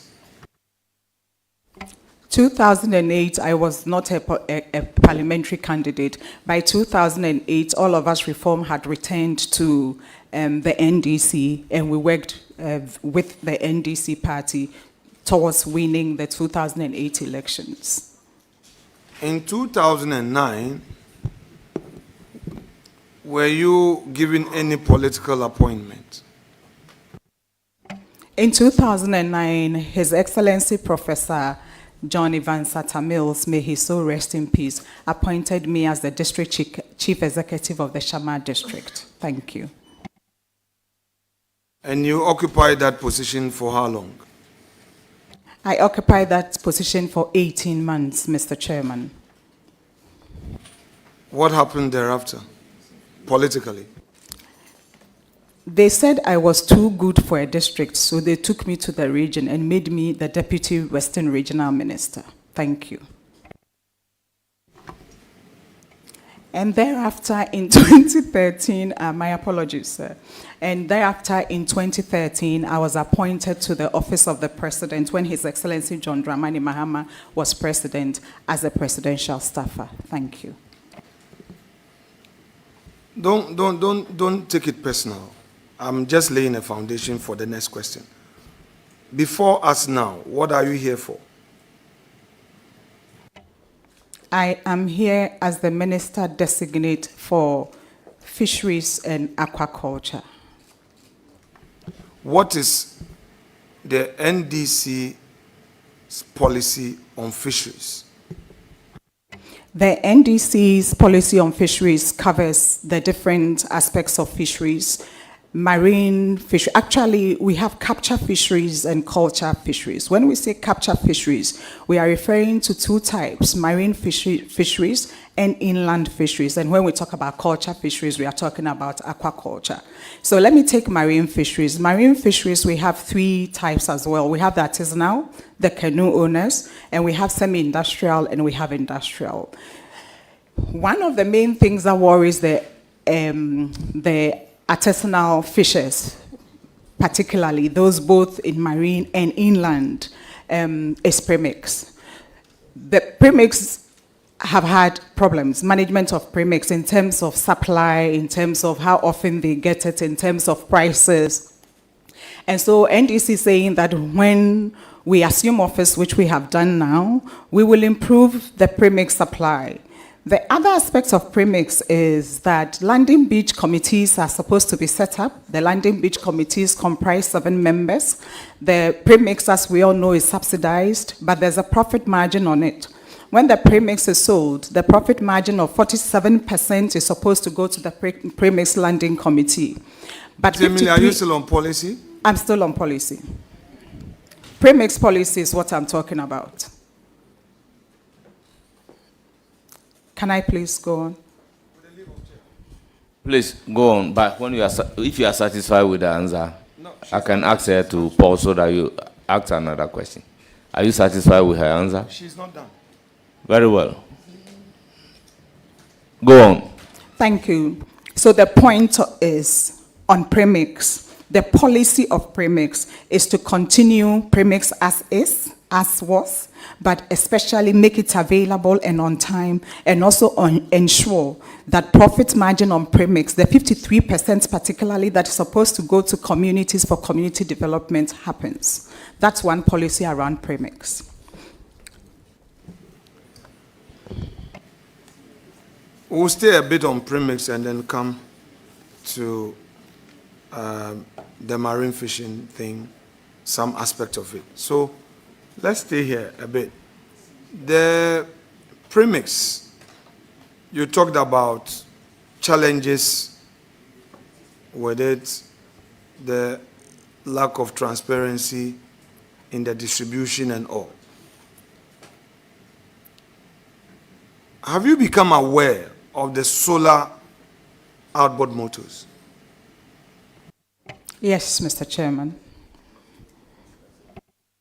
Would you agree with me that in view of the subsidy costs to government, the way to go is to promote the solar outboard motor? I may not agree with you in total because it's an area that I think we must explore further scientifically. Now, I understand the point you make about the subsidy on premix becoming expensive for government or a burden for government. But if we look at it, it's the other way. If the premix policy is implemented as it's supposed to be, the 53% profit that goes into community development, some build schools, some build chips compounds. If the chips compounds are not built, central government will have to build them anyway. So the money central government will spend to build those development projects are covered by the profits from the premix. So the area of advanced technology, exploring solar and things are areas that I'm open to understand some more and see what is possible. Thank you. Honorable Nominee, do you think that it is still sustainable to subsidize premix fuel in view of your government's policy of repealing taxes and levies and all? You know, there's a little bit of background. The repeal of these levies, these taxes at the ports, your government says that it's going to help importers. They are going to have a good day and they're expectant. The mainstream e-levy is going to go and all, which means that revenue coming in would go down.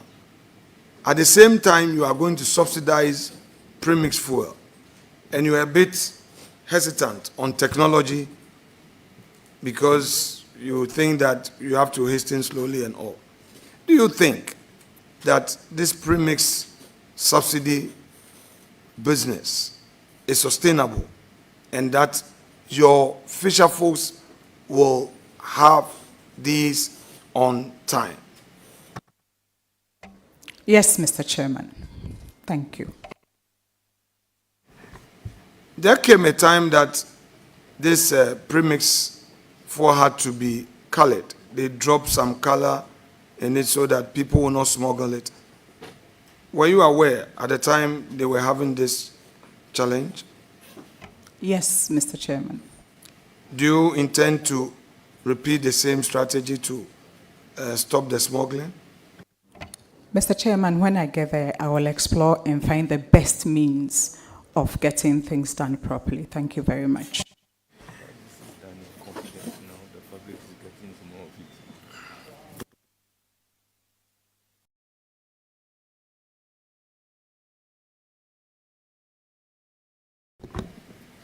Now, Honorable Nominee, I'll give you a background to my question and then put the question to you. In 2015, the then Minister of Finance appeared before the Finance Committee, of which I was a member then, and capped a loan facility that had earlier been procured in somewhere 2011, the famous CDB loan. That CDB loan had a portion for London Beach projects. And the NDC government did some capping. And the capping that was done was to take away London Beach projects out of it. So the 3 billion we're going for, government decided that it was no more pursuing the London Beach project. Our people call it WAF, you know, Bridgewater, etc. They call it by all manner of names. I want to know from you, how you intend to continue the construction of those 14 or so London Beach projects that the new government that inherited the NDC government, I mean the Akufo-Addo government, 2017 to 2025, saw to the construction of 14 London Beach projects. Some have been commissioned, some have not been commissioned. What plans have you, as a sector minister, in ensuring that all these uncompleted London Beach projects are completed? Thank you very much. We will review the projects as you have mentioned. We will review the sources of funding, where we need to attract more funding, look for more funding. We will find the funding either from GOG or from our development partners. Thank you. Well, just for the avoidance of doubt, so that we don't appear hypothetical, Government of Ghana procured full funding for all these projects. In fact, government came to Parliament and Parliament actually approved everything, the commercial agreement, all the loans, all that, you know, government needed to do this project, you know, was approved. I'm just giving you the information so you can pursue it. By the way, were you part of the policy on fisheries? Honorable Leader, is the money still there?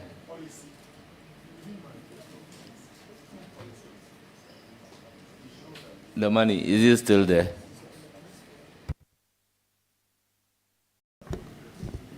Honorable Chair, respectfully, my question was very clear.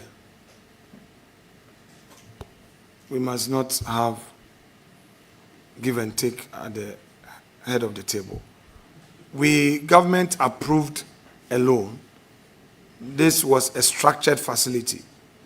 The contractor will have to access the fund upon submission of certificate. We all know in this country how construction payment is structured. You do get your certificate done, you submit whichever stage you are paid. So it's not a matter of the money is there or not. There's a loan that we procured and same has been disbursed. So let's not go in there. If she says that she would pursue it, that's fine. But I want to know from the honorable nominee on these landing beach project. It was originally under Transport Ministry. It was originally under the Transport Ministry.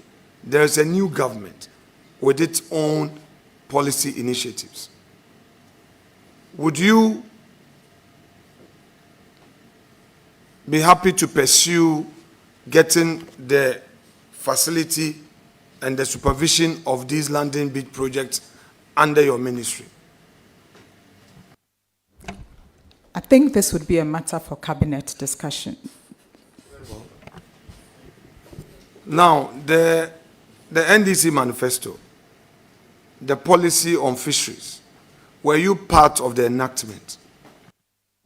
No, I wasn't. I was a member of many other committees except that one.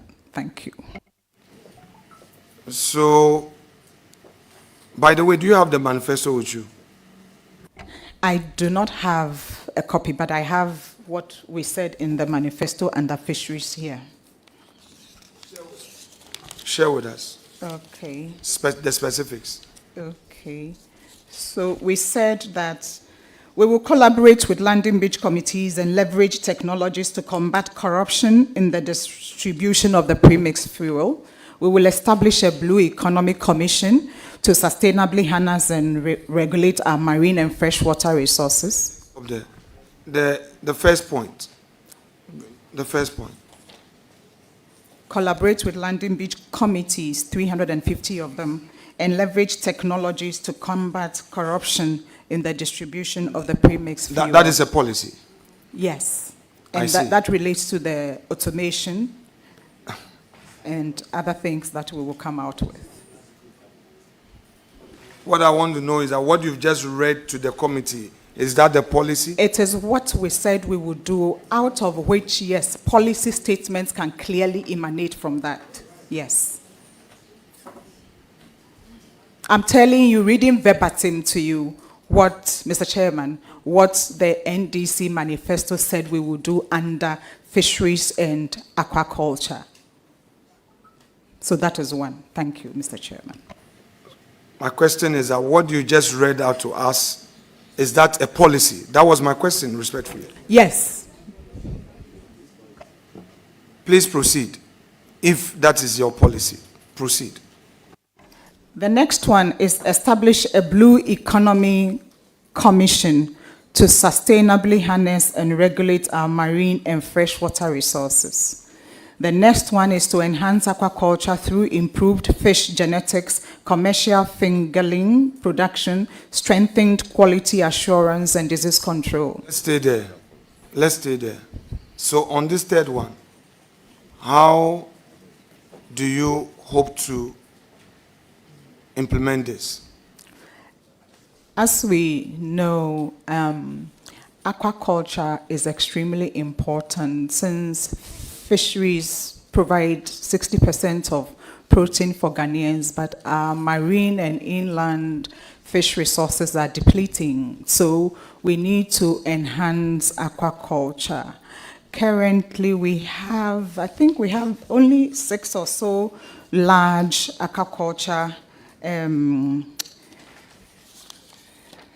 6 large-scale farms, 14 medium-scale, and a lot, 2,300 small-scale aquaculture farmers. So one of the things that we intend to do is to support, attract, direct, facilitate funding for operators of aquaculture farms.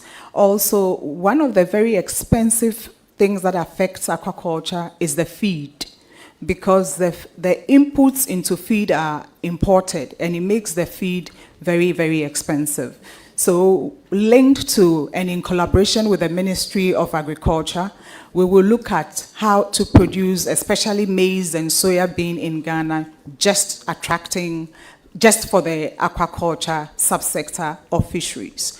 We also want to invest into research, especially around disease control, so far as aquaculture is concerned. So these are some of the things that we intend to do to support the growth of aquaculture for jobs and for prosperity, especially for our young people. Thank you, Mr. Chairman. Honorable Nominee, to the Ghanaian youth listening to you now, this is very assuring. What timelines would you want to provide?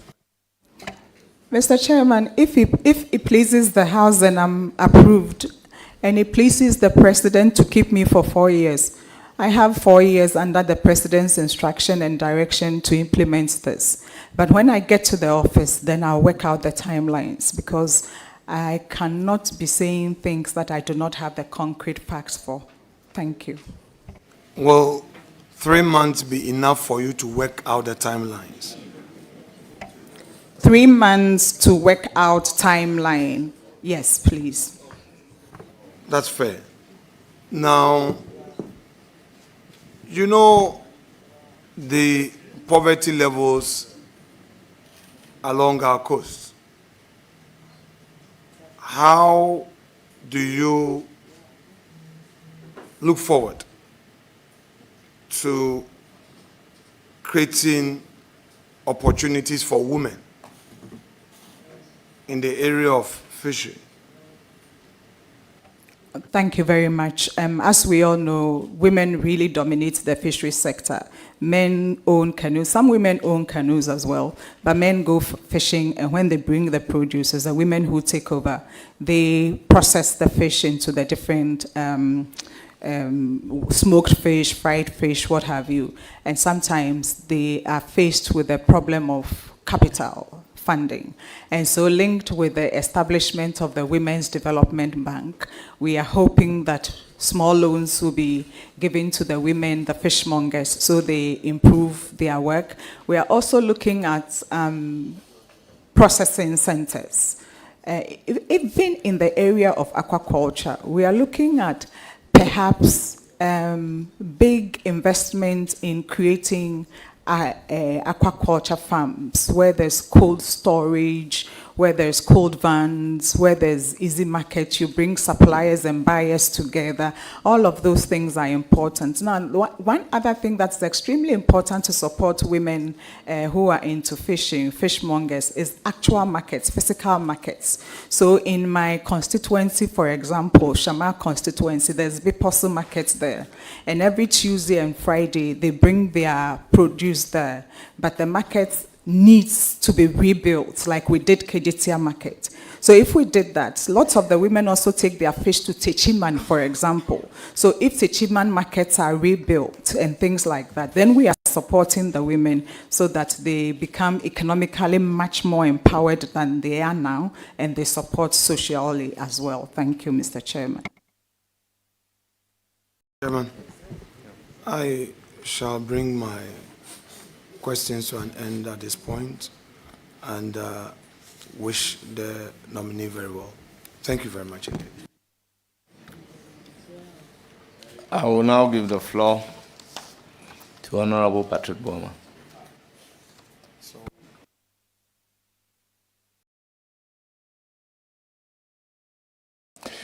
Thank you very much, Honorable Member and a veteran politician. Congratulations.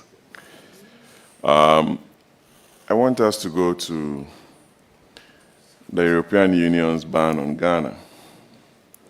I'm sure you know about it. The yellow card, you're aware. Fact is that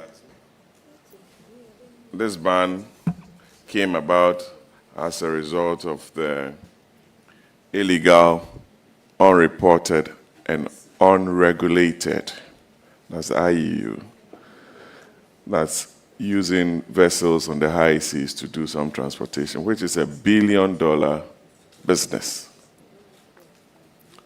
How strong are you going to be to get us out of this ban in the face of fact that you have strong fisher communities who are involved in some of these activities? Can we hear from you on this and the steps you're going to take? Thank you. Thank you very much. As you rightfully said, IUU standing for illegal, unreported, and unregulated activities in fisheries.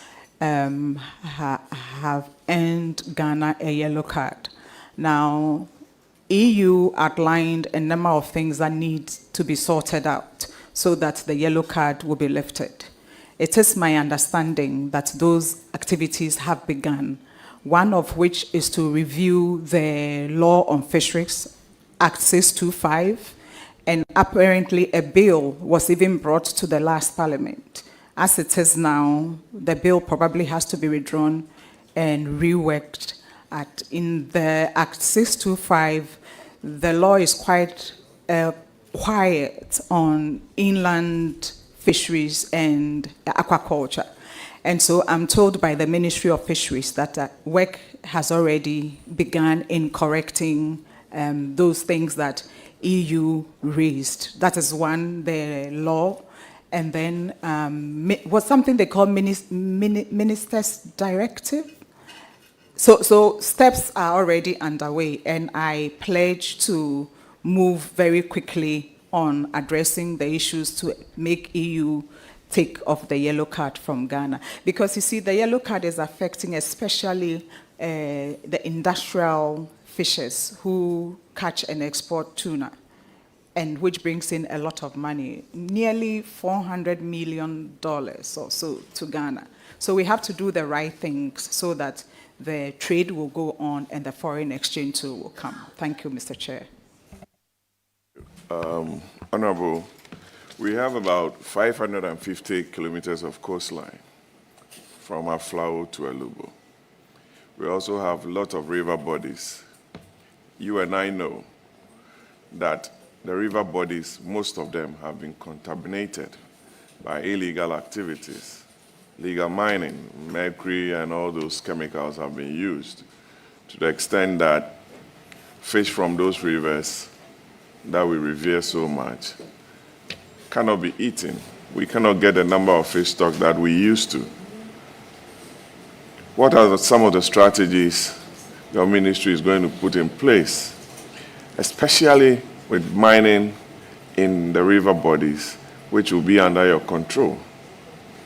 Obviously, as fisheries and aquaculture, you are not going to focus so much on the sea, but also on our rivers, Tano, Pra, and Cobra, Densu, Brim, and so forth. Thank you. Thank you very much, Mr. Chairman. This is one of the issues that would be that will require an intersectoral approach. It would have to be with the Ministry of Fisheries, Environment and Science and Technology, Lands and Natural Resources. It would have to be with even Maritime comes under which ministry? Transport, with Ministry of Transport. It has to be an intersectoral approach, and it has to be that has a cabinet, even task team. Because, like you said, Galamsey has destroyed the water bodies and even entered the sea. I come from the place where River Pra meets the sea, the estuary. When you see what is happening now, it's deadly. So, and I remember His Excellency John Mahama has said that we would like to tackle this issue head on. I am told, I myself belong to a scientific body that are trying to do work in how they can take away the pollution from this river body. So I'm expecting that we will work together with all the other ministries to make this happen so that the aspect that relates to us, particularly aquaculture, will be able to do it well. Thank you very much, Mr. Chairman. Chairman, before I go to my next question, I saw in your manifesto the Blue Economic Commission. What is that? Ocean, sea resources for economic growth, livelihoods, jobs, and what have you. So we want to look at fisheries and aquaculture just beyond just people going to fish, catching fish and selling. We want to look at fisheries and aquaculture in a broader sense. And blue economy refers to or has many components, and one component is fisheries, the other component is bioprospecting, the other component is mining under the sea and all of those things. Now, what we want to do with fisheries is to set up a blue economic commission that will be working to look at how we situate fishing beyond the narrow sense that we see it now. So we will be establishing the Blue Economic Commission. Different from the Fisheries Commission, that is a regulator? Yes, yes. So now the Ministry of Fisheries and Aquaculture has only two agencies, Fisheries Commission and the Premix Secretariat. If this comes on board, then we are going to have a third one called the Blue Economic Commission. And who knows, maybe when it's set up and we begin to go into it, we'll realize that maybe we have to merge or something. Thank you, Mr. Chair. Don't worry, we'll go to the regulation aspect. Let's look at your regulations. Fisheries Commission, you have an enabling act. You have a commissioner, I believe so, and a board. I want you to look at the licensing regime. Madam Martha, you say Ajay. What is Ajay about the question? You don't know the question. You don't worry, don't look at the act. It's just a straightforward question. What steps, some of the steps you are going to take to ensure that the licensing of vessels and operators within your space are done with utmost transparency? Because a lot of Ghanaians do complain that vessel licenses are issued to, I don't want to mention countries. And I want to ask you whether you are going to be fair to Ghanaians other than, I don't know. Thank you.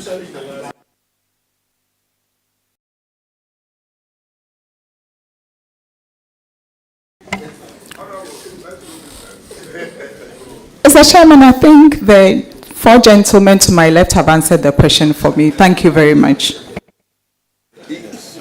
Chairman, I asked a very important question, and I need an answer from the nominee, not from the Mr. Chairman, praise singers on your left. Mr. Chairman, we will be fair. We will be equitable. Whoever is deserving of a license, following the due process, will get a license. But also, we will have to see the traffic. If it's too choked, then people will have to wait for later.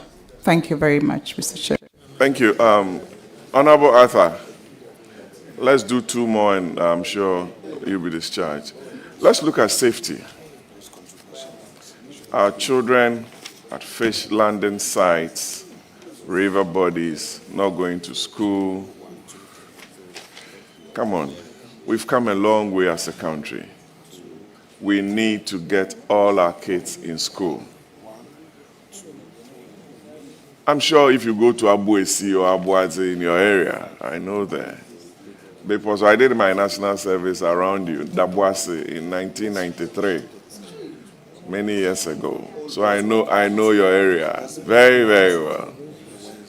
So, yeah. So, Honorable Arthur, I know Biposo, you stand on River Pra, you look and the color has changed. The children at fish landing sites, not going to school, putting their lives at risk. Please, tell the country something about what you intend doing to assist.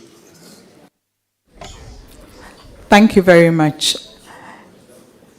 Yes, it is true that children who should be in school sometimes are not in school.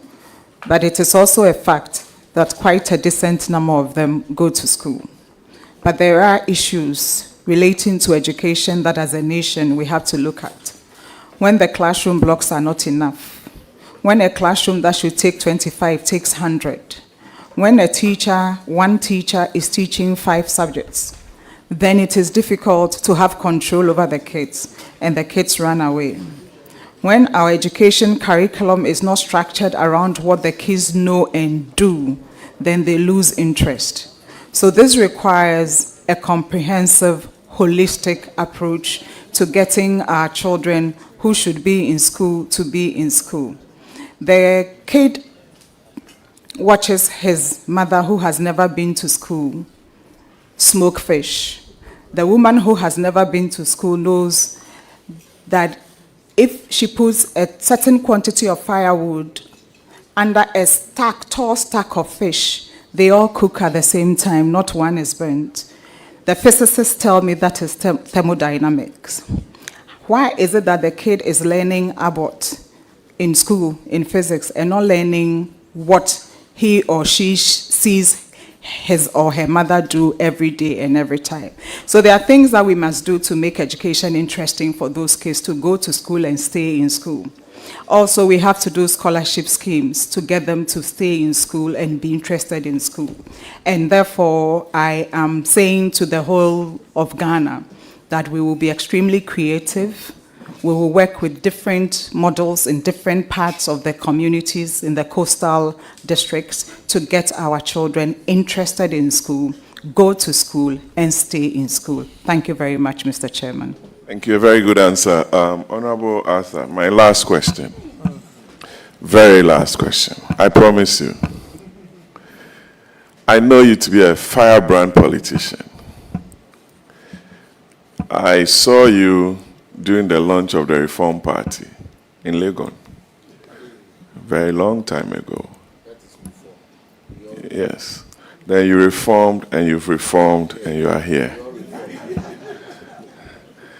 Today you are very sober, and we like your composure. What do you want the fisheries sector or subsector and Ghanaians to remember you for? Not forgetting the fact that President Akufo-Addo appointed Afolekwe, a woman, to that ministry. Mrs. Asma, may her soul rest in peace, was there. Gladys Asma, under President Kufuor. Then came the almighty Howard Kumsin, a late Shariaite. Then Howard Kumsin, former MP, Kaswa, Ewutu Senior East. You are taking the seat, God willing. What do you want the country to remember you for? The next year, 2 years, you never know what President Mahama will do, whether to reshuffle you. But between now and when the next reshuffle is done, what do you want us to remember you for, Honorable Arthur? Thank you very much and congratulations. Thank you very much. That by the grace of God and the support of His Excellency John Dramani Mahama, that I, Emilia Arthur, was the fisheries minister, under whose regime fisheries production went up, and that indigenous knowledge was respected and integrated with scientific knowledge in improving fisheries in this country. And also that it was under me that the long-awaited Fisheries College that we started in 2013 became operational. But you see, the indigenous knowledge part is very important to me, because you see, our fishers have knowledge. Some of them have been fishing 12 years, 15 years, 30 years. In fact, when they go to sea, for example, they can see that, in the Nsuiwa Kwefutu. Insuna Kwefutu, Chede, on Chin, Wunyanam, Anande Nsuiwa Kwado, Okwado no Chede, what to Fawa, Wubinyanam. Why are we not paying attention to that? They were also like stargazers. Our fishermen could follow a star and use a star to navigate like a compass. Of course, today, because of technology, different things are going up there. So you might see something you might think is a star, but it's a capsule hanging in there. But I think that importantly, we have to marry indigenous knowledge and scientific knowledge in coming to whatever policies that we bring in the fisheries sector, with the sole aim of improving fisheries in this country. Thank you very much. Thank you very much for the close and open season. Thank you very much, may I proceed to recognize the presence of Nana Afokweku II, Chief of Ohiamadwi. Okay. Nana Kofi Bequin III, Chief of Anto. Nana Kondua V, Abuasi Chief Fisherman. Nana Kobabo III, Queen Mother of Abuasi. Nana Kweja, Chief Fisherman of Mori. Madam Faustina Nelson, Mrs. Sati Okran, Mr. Samuel Kwame Bolu, Miss Daniela Mavis Matthias, Mrs. Beatrice Achampong, then our own Honorable Kofi Totobi Kwachi,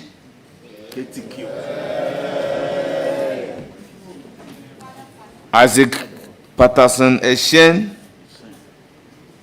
John Manoma Kwesen, Delphina Jones Gordon, Patience Ankama Ado, Kirk Mensa, Sisi Kwenu, Nana Bru Butler, Queen Mother of Grabodo Shama Junction, Queen Mother of Nyankrum Shama. Nyankrum Shama, you are welcome. Yeah, Nana Sambru Butler. Yes, Nana Sambru Butler. Yes. The great. Nominee, congratulations on your nominations. We thank you so much for attending upon the committee and providing answers to questions. For now, you are discharged, but you will surely hear from the committee. Thank you very much, Mr. Chairman. Our next and the last nominee for today should get ready to take his seat.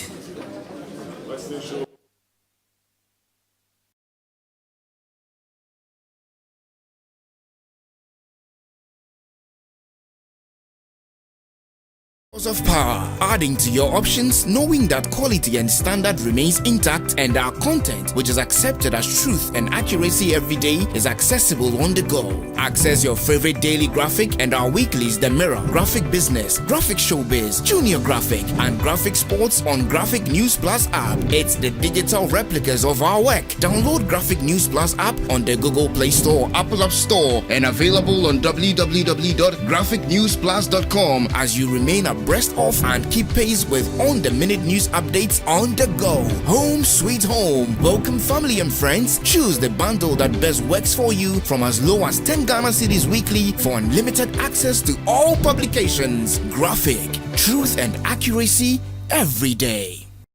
Information is a great source of power, adding to your options, knowing that quality and standard remains intact, and our content, which is accepted as truth and accuracy every day, is accessible on the go. Access your favorite daily graphic and our weeklies, The Mirror, Graphic Business, Graphic Showbiz, Junior Graphic, and Graphic Sports on Graphic News Plus app. It's the digital replicas of our work. Download Graphic News Plus app on the Google Play Store, Apple App Store, and available on www.graphicnewsplus.com as you remain abreast of and keep pace with on-the-minute news updates on the go. Home sweet home. Welcome family and friends. Choose the bundle that best works for you from as low as 10 Ghana cedis weekly for unlimited access to all publications. Graphic, truth and accuracy every day.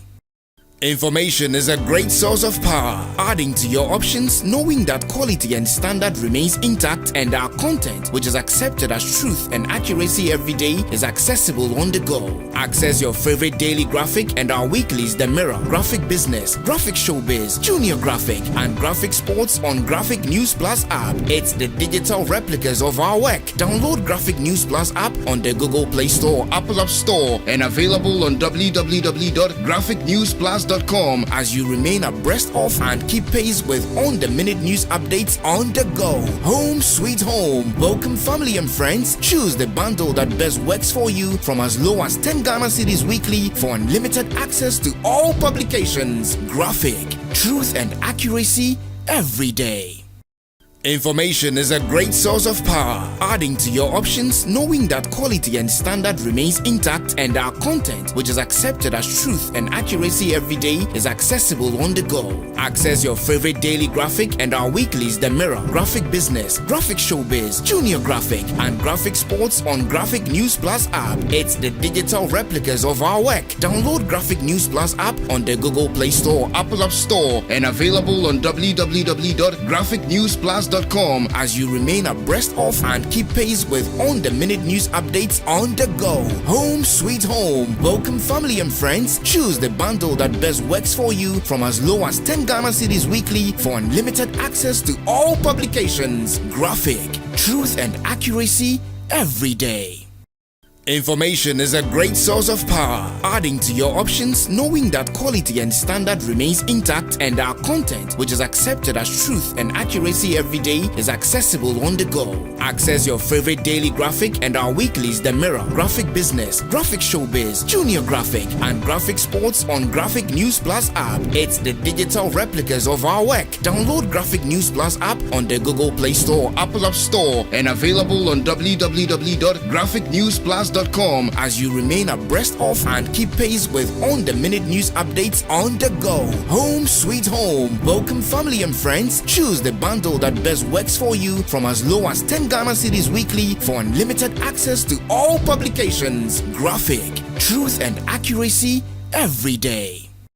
Information is a great source of power, adding to your options, knowing that quality and standard remains intact and our content, which is accepted as truth and accuracy every day, is accessible on the go. Access your favorite daily graphic and our weeklies The Mirror, Graphic Business, Graphic Showbiz, Junior Graphic, and Graphic Sports on Graphic News Plus app. It's the digital replicas of our work. Download Graphic News Plus app on the Google Play Store, Apple App Store, and available on www.graphicnewsplus.com as you remain abreast of and keep pace with on-the-minute news updates on the go. Home sweet home. Welcome family and friends. Choose the bundle that best works for you from as low as 10 Ghana cedis weekly for unlimited access to all publications. Graphic, truth and accuracy every day.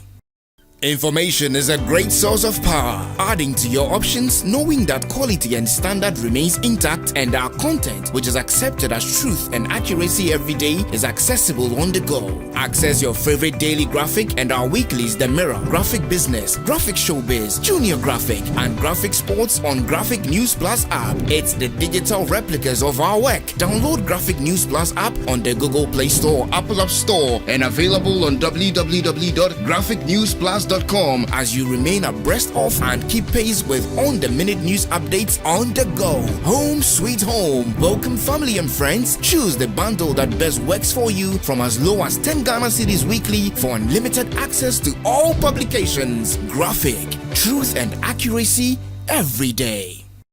Information is a great source of power, adding to your options, knowing that quality and standard remains intact and our content, which is accepted as truth and accuracy every day, is accessible on the go. Access your favorite daily graphic and our weeklies The Mirror, Graphic Business, Graphic Showbiz, Junior Graphic, and Graphic Sports on Graphic News Plus app. It's the digital replicas of our work. Download Graphic News Plus app on the Google Play Store, Apple App Store, and available on www.graphicnewsplus.com as you remain abreast of and keep pace with on-the-minute news updates on the go. Home sweet home. Welcome family and friends. Choose the bundle that best works for you from as low as 10 Ghana cedis weekly for unlimited access to all publications. Graphic, truth and accuracy every day.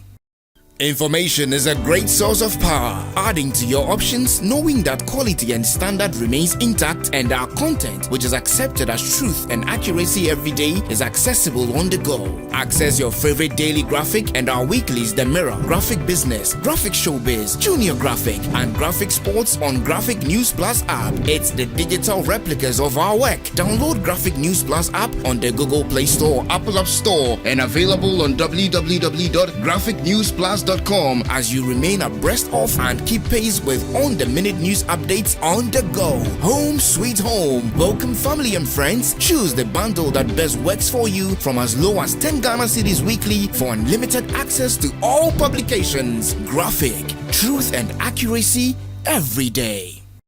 Information is a great source of power, adding to your options, knowing that quality and standard remains intact, and our content, which is accepted as truth and accuracy every day, is accessible on the go. Access your favorite daily graphic and our weeklies The Mirror, Graphic Business, Graphic Showbiz, Junior Graphic, and Graphic Sports on Graphic News Plus app. It's the digital replicas of our work. Download Graphic News Plus app on the Google Play Store, Apple App Store, and available on www.graphicnewsplus.com as you remain abreast of and keep pace with on-the-minute news updates on the go. Home sweet home. Welcome family and friends. Choose the bundle that best works for you from as low as 10 Ghana cedis weekly for unlimited access to all publications. Graphic, truth and accuracy every day.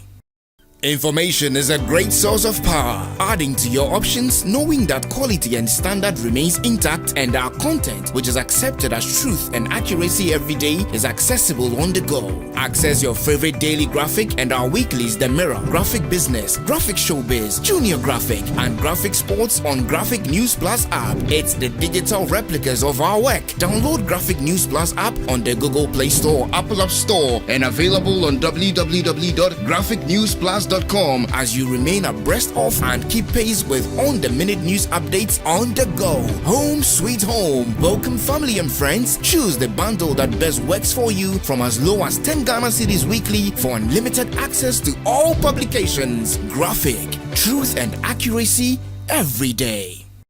Information is a great source of power, adding to your options, knowing that quality and standard remains intact, and our content, which is accepted as truth and accuracy every day, is accessible on the go. Access your favorite daily graphic and our weeklies The Mirror, Graphic Business, Graphic Showbiz, Junior Graphic, and Graphic Sports on Graphic News Plus app. It's the digital replicas of our work. Download Graphic News Plus app on the Google Play Store, Apple App Store, and available on www.graphicnewsplus.com as you remain abreast of and keep pace with on-the-minute news updates on the go. Home sweet home. Welcome family and friends. Choose the bundle that best works for you from as low as 10 Ghana cedis weekly for unlimited access to all publications. Graphic, truth and accuracy every day.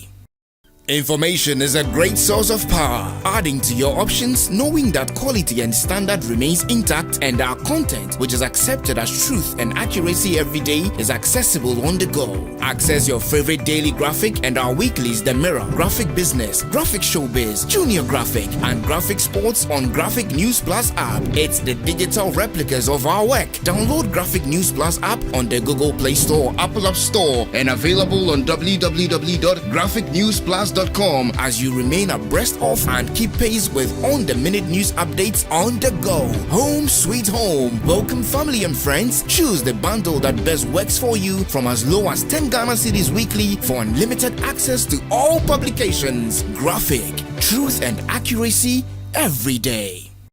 Information is a great source of power, adding to your options, knowing that quality and standard remains intact, and our content, which is accepted as truth and accuracy every day, is accessible. NDC, can you convince me and the people of Ghana, especially the youth, that you are going to be fair, you are going to be patriotic, and you are going to apply your role or your office justifiably? Thank you, Mr. Chairman. Mr. Chairman, poverty knows no political color. And when His Excellency nominated me, the first statement I put out was that my doors are open for anybody, irrespective of political party, creed, religion, or ethnicity. I am here to serve the good people of Ghana. And as National Youth Organizer of the NEC, that will not limit me, and I want to assure this committee that my doors will be opened to every young person who wants to see some development and improvement in his life. The good thing is that, let me quote Elon Musk. He says, "Your education doesn't matter to me. Give me a code and I will employ you." I don't care which political party you belong to. Give me a proposal that will create jobs for young people, and I will work with you. Thank you, Mr. Chairman. Thank you very much. Any further question? Right. Honorable nominee, are you aware of the age bracket as far as the definition of who a youth is with respect to the UN definition? Thank you, Mr. Chairman. In Ghana, we use the 15 to 35 rule. No, I asked a very simple question. I'm saying that, are you aware of the age bracket for UN? Oh. Mr. Chairman, if the honorable member will be a bit specific, because within the UN, there are two different definitions and age limits for the youth for age. There is a 15 to 24, and there is a 15 to 35. So I don't know which one the honorable member is referring to. Let me because UNESCO puts it differently, and then some other UN organizations also put it differently.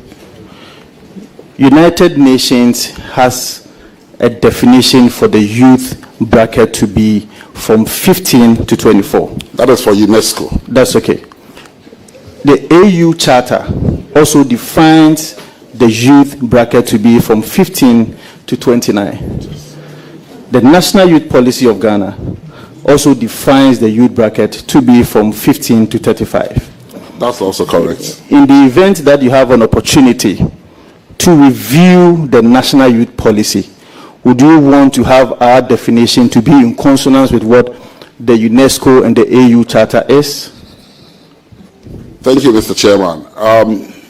Our situation may be slightly different to some of the developed countries around the world. And the challenge may be that whilst in other jurisdictions, a 15-year-old, a 16-year-old will be very independent and be able to manage and live on his own, our economic conditions here are not the same. And so I believe that when our policy formulators decided to settle on the 15 to 35, they knew exactly why they settled on that. Because our socioeconomic programs and challenges that confront young people here may be totally different from challenges that confront young people in other jurisdictions. But as it stands now, this is what the law is in Ghana, and I believe we should work with it until such a time that it becomes necessary to change it. Yes, your last question. Honorable nominee, the NDC manifesto promises to create sustainable and decent jobs for the youth through strategic partnerships with the private sector, through strategic partnership with the private sector. Can you outline specific policies and timelines for job creation, if you can, and how will you ensure these opportunities reach marginalized youth in rural areas? Thank you, Mr. Chairman. For any government policy to affect young people directly, we must first be intentional and deliberate. Over the years, we've had a lot of youth policies, but because we've not been deliberate and intentional, we miss out. His Excellency President John Dramani Mahama has a vision of resetting Ghana. And by resetting, he's not only talking about resetting in terms of building infrastructures or what have you. We first need a mind reset. And for every young person to be productive, we must first appreciate the challenges that comes with it. For instance, let's take the agricultural sector. We talk about our grape not being attractive to young people, but the question we ask ourselves is, have we been able to break down agriculture to the young person, to him to appreciate that without agriculture, he may not be able to live? Because once his survival is threatened, he may begin to take agriculture seriously before we get into the issues of land tenure systems or what have you. And so we must look broadly at what the challenges are. The NDC promises to create sustainable jobs in our manifesto, and that we are going to do. We are going to create jobs in the green sector. We are going to create jobs within the ICT space. We have spared the AU African Technological Strategic Report. It means that 350 million jobs will be needed from 2025 to 2030. Clearly, if Ghana is not equipped with the right skills, we will lose out. Also, the kind of jobs that exist today The sad aspect is that most of these jobs in the next 5 to 10 years will not be available because of machine learning and machines taking over most of these jobs. So we must equip the Ghanaian youth for the next generation so that they will be able to take advantage and work hard. And most importantly, we also need the private sector. Without the private sector, we will not be able to create all the jobs we are promising to create. So government is willing, the youth ministry is willing to partner with government and create jobs. And we are going to create jobs in various aspects. The other challenge we have is that there are a lot of jobs too out there. But because we've not formalized those jobs, you will meet somebody who works as a bartender and she'll tell you, I don't have a job. The reason is that because no skills training has been given to such a person, and so he in his own little right thinks he doesn't have a job. But when you go deeper and you dig deeper, you realize that even his pay, how much is being paid every month, is above the minimum wage. So we need to formalize that sector and get the jobs working so that at least we'll be able to create all the sustainable jobs we are talking about. Thank you, Mr. Chairman. Chairman, if you... Thank you. You have a follow-up? Yeah. Chairman, mine is just a guide. Honorable nominee, take it easy, relax, pay attention to the question. Brevity is the rule. The whole space is yours. Chairman. Bring down your voice, relax, take it back, and do the needful. Chairman, you should know that he's not commanding the youth of the NDC here. I am guided, Mr. Chairman. Thank you. I will now give the floor to Honorable Adam Agbana. Thank you, Mr. Chairman, for the opportunity. Honorable George Opariado, accept my compliments on your nomination, and I'm grateful to you for building a very robust youth wing, a youth wing that I am a product of. Today, I'm in Parliament because of the work that we started together in 2018 when I was your deputy, and I'm very happy that President Mahama has decided to appoint you as the first ever Minister for Youth Development and Empowerment. Now to my question. Having worked with you as your deputy for 4 years, I know you are very passionate about the youth. You are passionate about job creation. You are passionate about youth development. You're passionate about providing opportunities to young people. But in this public space, passion is not enough. With a nation under austerity, looking at the challenges that we are confronted with in our economy, how will you answer to the real questions of public policy implementation as against the challenges in the economy? I'm talking about the funding gaps. How will you raise resources to implement all the beautiful policies contained in the National Youth Manifesto of the NDC? Thank you, Mr. Chairman. I believe that when His Excellency President Mahama decided to set up the Ministry for Youth Development, he had a plan and a vision. And so I want to believe strongly that he will make resources available, even though we are under austerity. But that notwithstanding, if this committee graciously gives me the nod, one of the first things I intend to set up is a desk at the ministry that will go around the world and solicit for funding to support initiatives of young people, and that will pursue aggressively. Thank you.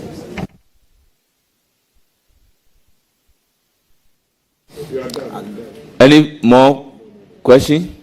If you don't have more question, Mr. Chairman, a follow-up. Let me give the floor. You have a follow-up. Yes. Please go ahead. Thank you. The honorable nominee, on the issue of funding and establishing a desk, the Ministry of Youth used to be together with the Ministry of Youth and Sports. Now it has been decoupled. You are the first minister designate, or you will be the first minister when you are approved. Do you have any ideas how much in terms of allocation is likely to come to your ministry? Thank you, Mr. Chairman. When I looked at the appropriation bill for last year, The total amount that was allocated to the Ministry of Youth and Sports was about 35 million Ghana cedis. I am yet to sit down with the finance minister and look at how much they intend to put in. But His Excellency the President, because I know how passionate he is about youth issues, I want to strongly believe that they will heavily fund that ministry so that we can help resolve the many challenges that confront the young people of this country. Thank you, Mr. Chairman. Thank you very much. I'll give the floor to Nana Asafo Adjei.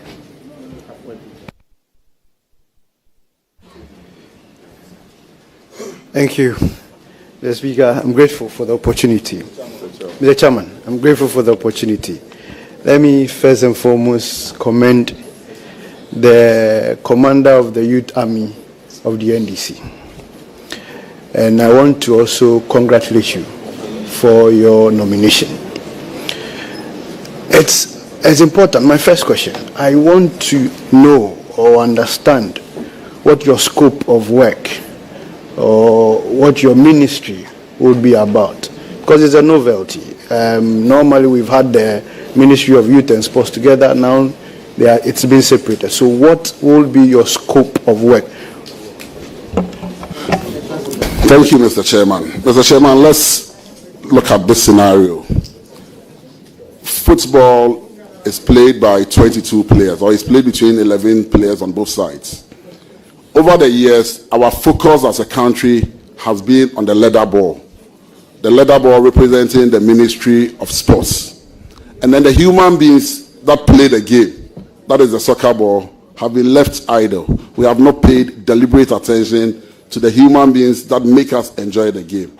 What President Mahama is seeking to do is being deliberate and intentional in setting up a ministry that will focus its main emphasis on how we can improve, develop, formulate policies that affects young people and see to it that the unemployment challenge and scare that stares at us every day is brought to an end. Thank you. Mr. Speaker, a follow-up. Please do. Mr. Chairman, a follow-up, sorry. I want to understand, how are you going to clearly segregate the youth issues? Because clearly we have youth issues under the Ministry of Health, we have youth issues under Ministry of Education, under various ministries. How are you going to clearly segregate all these ones? Well, I will allow the question, but treat it as a substantive question instead of a follow-up question. Thank you, Mr. Chairman. Mr. Chairman, because issues confronting young people, if not treated well, will become a national security scare for all of us. President Mahama, identifying this problem, was very intentional in setting up the youth ministry. It is true, from what the honorable member said, because young people are everywhere, you find our issues scattered across all ministries, yet no proper coordination is done. Over the years, you hear that there is one issue happening in one ministry, there is one project happening in another ministry, and so there is a lot of duplication of efforts. What the youth ministry seeks to do is to sit in the center and coordinate all these activities so that we don't have the duplication of efforts that has happened previously, and proper attention is paid to issues confronting young people. We are being intentional, we are being deliberate in our resetting agenda. That is why we have this Ministry for Youth Development. Thank you, Mr. Chairman. Thank you. You have one more chance. Mr. Chairman, so still following up from your response, it means you're going to have the National Youth Authority as a sole agency under your ministry. No, let me finish, because my questions are limited. I want to pack them so that you get it. Now, if you are going to have the National Youth Authority under your ministry, do you intend to create other agencies so you would help coordinate all the issues you are running about us in the youth issues? How are you going to synchronize? Mr. Chairman, can I answer now? Thank you. The EI that President Mahama issued in establishing the youth ministry puts 6 agencies under the ministry. And so it is not going to be the National Youth Authority alone. Other agencies are going to be there. And I believe the head of civil service together with the chief of staff are working to align those agencies. But the National Youth Authority, because of its acts and its mandate, automatically falls under that ministry. There are some special programs that we promise in our manifesto. And so as and when we begin to roll them out, His Excellency in His wisdom will decide under which agencies that they will fall. But most likely, most of them are youth-related, and I want to strongly believe that those ones will come directly under the purview of the Ministry of Youth Development and Empowerment. Thank you, Mr. Chairman. So the National Youth Authority was passed by this House. And then you clearly remember, Honorable, is a follow-up. Are you referring to the National Youth Authority Act, sure. I'm referring to the National Youth Authority Act, which was passed by this House. We remember or we recall that Honorable Kodo, Honorable Kwashiga went to court to get the court to declare that the 5% which is being given for youth development is null and void. How are you going to raise funds to support? Hold on. I believe that is not what the Supreme Court judgment said. The Supreme Court judgment interpreted a constitutional provision in relation to what constitutes total revenue. And this has nothing to do with national youth.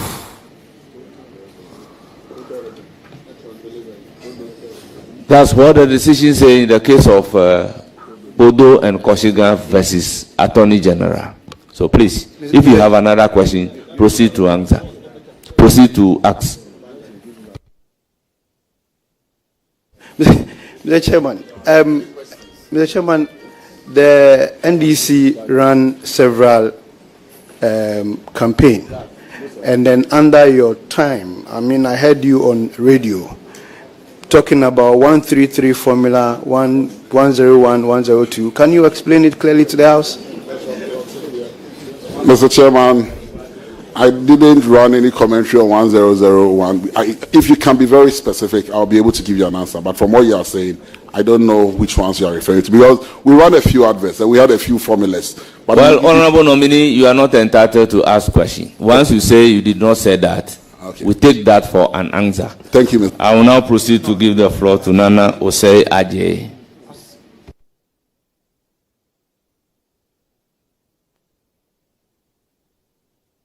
Well, Mumuni Mohammed Nuruddin.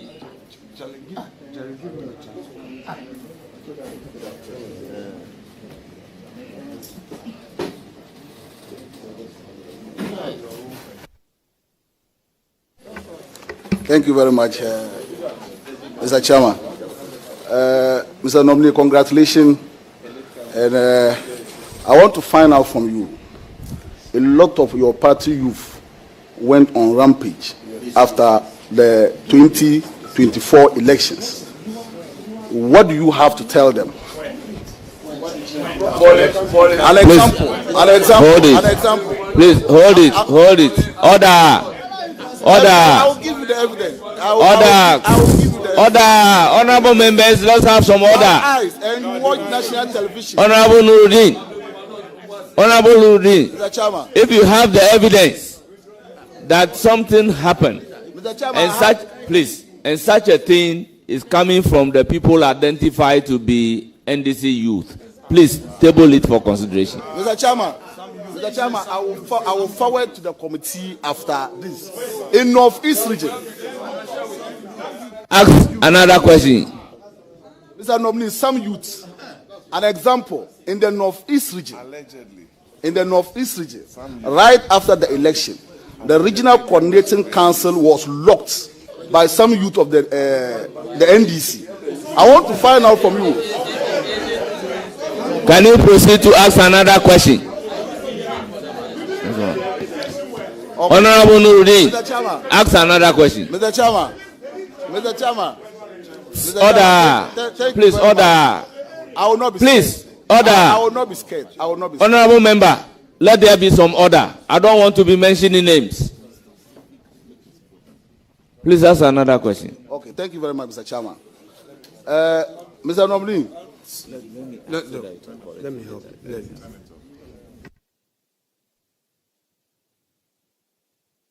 Another question. Please ask another. I will engage you. Ask another question. Mr. Nominee, I want to find out what plans do you have for the youth who are into agriculture in this country? I will not be scared. I will not be scared.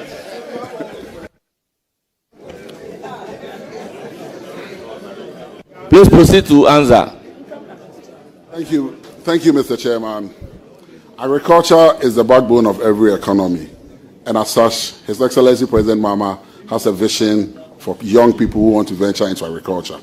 I started by saying that it is because we have not made agriculture very attractive. It doesn't entice young people to get into it. And young people don't even appreciate the need why they have to get into agriculture. So we need to sensitize young people on why we need to get into agriculture and also make agriculture very formal and very enticing. We want to start by first, because of our land tenure system, because most people struggle to even acquire lands to go into agriculture. As part of our manifesto promise, we are going to do what we call the land bank systems, so that people who have lands will make their lands available to their district assemblies and then form a land bank. And then if I am a prospective farmer, I go and assess that land. I don't have to pay for the land. But when I finish farming and then I get my produce, some percentage of whatever I get will be given to the landowner, like what we used to have previously called Inobwa in the Akan cultures. We're also going to start the farmer-based service centers. Because if you're a young farmer who wants to get into agriculture, the cost of machinery is so much that you may not be able to procure them on your own. And so you will need some support.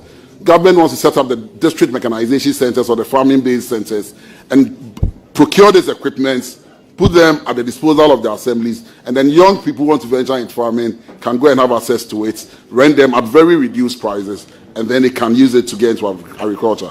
We're also going to support with improved seedlings, fertilizers, and every other service that is going to help young people get into agriculture. And so under the watch of the Ministry of Youth Development and Empowerment, we are going to empower many more young people, turn their passions into purpose, and develop agriculture in such a way that young people will enjoy themselves doing it. Thank you, Mr. Chairman. Thank you very much. Any further question? Mr. Chairman, my second question has to do with third one. The first question wasn't answered. The first question wasn't answered. Mr. Chairman, Mr. Nominee, we all know in this country, illegal mining has caused our water bodies a lot of havoc. I want to find out from you what plans that your ministry has about the youth in illegal mining. Thank you, Mr. Chairman. Before you answer, with all due respect, let's observe some decorum. Let there be order so that we can have the opportunity to listen to the question and the answer from the nominee. With all due respect. Thank you, Mr. Chairman. Mr. Chairman, there is a Ghana we all want. And one of the things we want in the Ghana I want, illegal mining is not part of it. I want to see a Ghana where we do mining in a manner which is sustainable and doesn't degrade the environment in any ways. And I believe that is also the vision of His Excellency President John Dramani Mahama. And so young people who want to get into mining, first, we need a reset of the mind. Until we reset the mind and re-engage them, there is an old way that they've done things, and we must re-engage them to change them from the old ways they've done things. We are going to work together with the Ministry of Lands and Natural Resources to look at sustainable ways of mining. Because I've always said that wherever there is gold and there is poverty, people will find ways and means of getting under the ground to take something out. We must eradicate poverty from the areas we find ourselves. And if we're able to do that effectively, by giving them alternative livelihoods, we may bring an end to the illegal mining menace. Thank you, Mr. Chairman.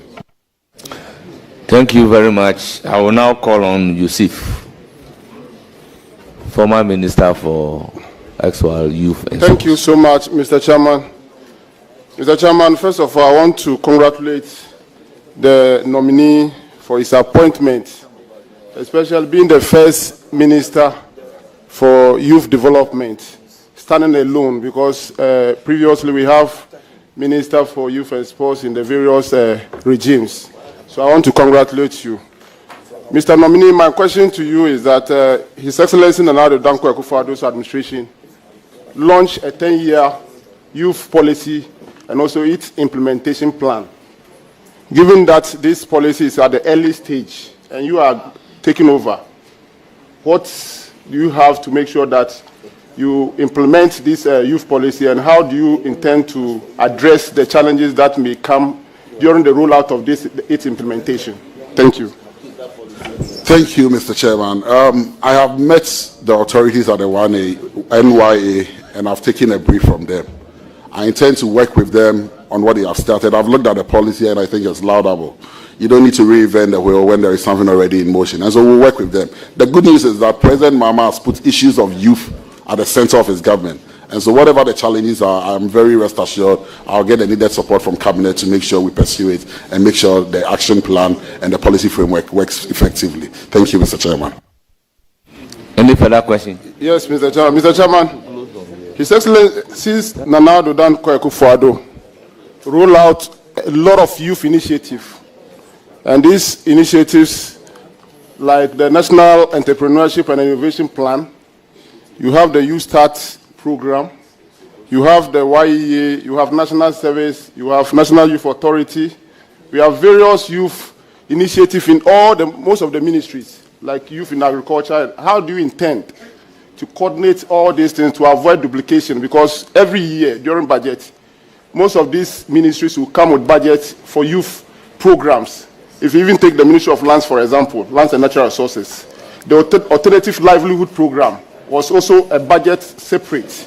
How do you intend to coordinate all these things to ensure that the youth of this country get the benefit of the various youth initiatives that we roll out during our time, and making sure that you maintain them and possibly bring in more initiatives? Thank you. Thank you, Mr. Chairman. The good news is that today there is a Ministry for Youth Development. Previously, it was not like that. It was the Ministry for Youth and Sports. And we all know that issues of youth, because they are scattered, forgive me, Honorable, but once you get into the ministry, the issues become too cumbersome. Your focus just goes on to sports. And sports is easy. When I say it's easy, not easy in the sense that there are no challenges, but it's a one-stop shop. And so you're able to deal with it. Luckily for us, His Excellency President John Dramani Mahama has set up a ministry that is going to coordinate all these activities. And so we will not have the duplication, because now information will be shared. And we're going to set up teams that is going to manage. And then there's going to be interagency committee that will look at programs that this agency is doing, and then we'll be able to sync them together so that we don't end up wasting the little scarce resources we have. Thank you, Mr. Chairman. Are you done? Thank you very much. On this note, I want to wish me well. It is a laudable initiative, especially making sure that we are able to judiciously use the taxpayers' money, and no different agencies doing different things, the same thing in different agencies. So I wish you well. Thank you. Thank you very much. I'm still on my left. I'll give the opportunity to Fred Che, Dr. Fred Che Asamoah. Honorable.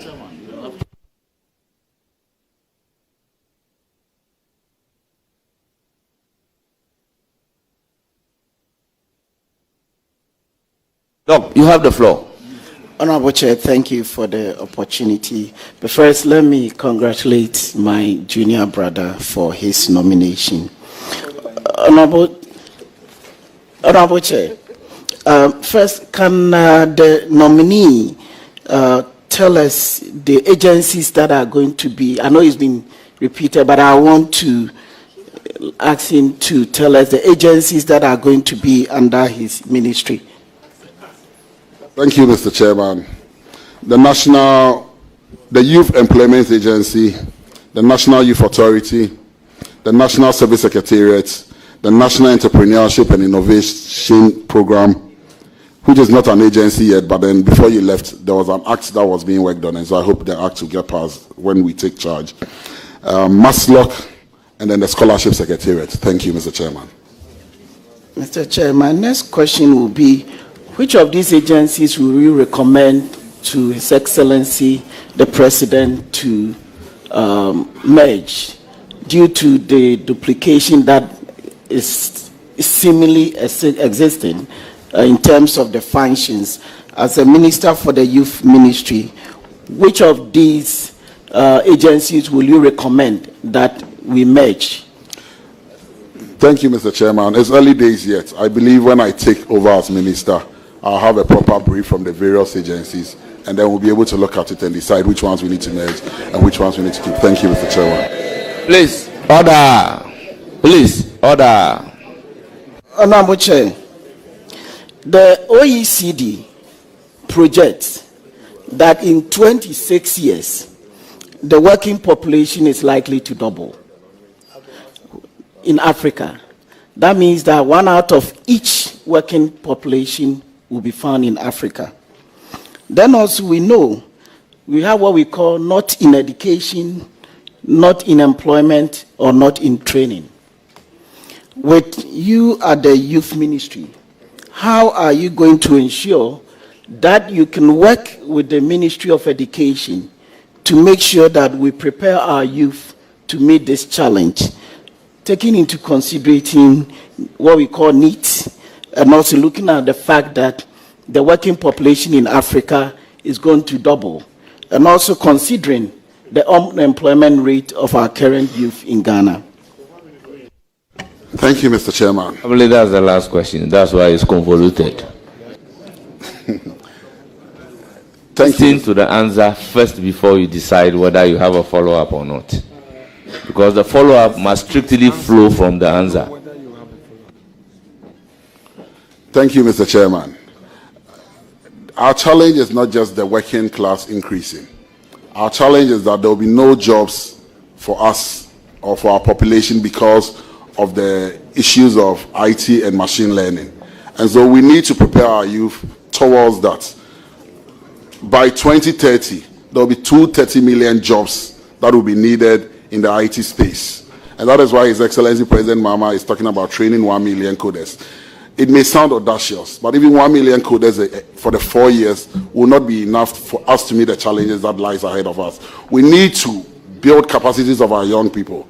Currently, about, if I'm not mistaken, the net population, not in employment, not in training, and not in education, stands at about 12-point-something% of the working, the non-working population. It's a danger. The danger is that these are the group that anybody can fall on. So when we have vigilante groups, because if I have a job, I will not be a gun for hire. You will not even find me to hire me. But if I don't have a job, then I'm available to do anything that anybody asks me to do. And so I am more than willing to liaise with all the relevant agencies to find out how we can reduce that number, train them properly, reset their minds, because most of them are tired. It is not that they fall into the hardcore unemployment bracket, because they have tried severally, they couldn't find jobs. And so they've come to the end of their search and said that I'm not going to do anything anymore. We need to have a mind reset. We need to reorient them. We need to constantly engage that group, because that group is a national security threat. And I am going to work with all the relevant agencies so that we train them, look for opportunities for them, and formalize some of the things they do so that they begin to see it as formal employment, and then we'll be able to get out of some of these cankers. Thank you very much. Strictly a follow-up. Yeah, it's a follow-up. Honorable Chair, thank you very much. So, with respect to training them, that is where there's always a conflict, because we have Ministry of Education that is supposed to be in charge of skilling, and we also have other agencies that are supposed to be in charge of funds. So, if you say training, how are you going to ensure that you don't duplicate what is happening at the Ministry of Education? And you also talked about agencies that you want to collaborate. Definitely, you need to collaborate with agencies to professionalize your youth so that they can have some job. And also, you will need some increased investment to be channeled to this upscaling and professionalization. So how will you ensure that we cannot have this duplication that has bedeviled this country? And how will you also ensure that you can have enough investment channeled towards your ministry so that we can have the teaming youth well prepared for this new job? Because definitely there's going to be a lot of jobs that will be lost, but the amount of jobs that are going to come in will double. So how do you intend to make sure that you don't duplicate what is happening in other ministries? And how will you also ensure that you can get that enough funds or investment to support this professionalization and upskilling? Thank you, Mr. Chairman. To find funding, you must go look for it. And that is exactly what I will do when I am approved as minister. I will go look for funding wherever there is funding. We will have to knock on every door. We also appeal to traditional authorities, local individuals, organizations, wherever we can find resources. In other jurisdictions, individuals contribute significantly. People make money and then give them out. We've seen a lot from the Jeff Bezos, the Donald, what's he called? Bill Gates and co. A lot of them. And so we'll reach out to, and in Ghana, there are so many individuals who are capable of doing that. And then we'll write their names in gold in the history of this country that they supported Ghana, did ABCD. And so we'll find funding. We will also collaborate effectively with all the ministries. Luckily for us today, there is a ministry solely for youth development and empowerment. And so our task is to coordinate with all the various agencies and ministries. So if education is doing anything, just let us know, so that we also tell you that no, employment is doing the same. So channel these resources into this area. By doing so, with effective collaboration, we'll be able to end the issues of duplication. Thank you, Mr. Chairman. Thank you very much. It's not a turn of Honorable Habib. Thank you, Deputy Whip. Okay. Thank you, Chairman. Honorable Muhammad Yarga has a follow-up. No. Oh, okay, yes.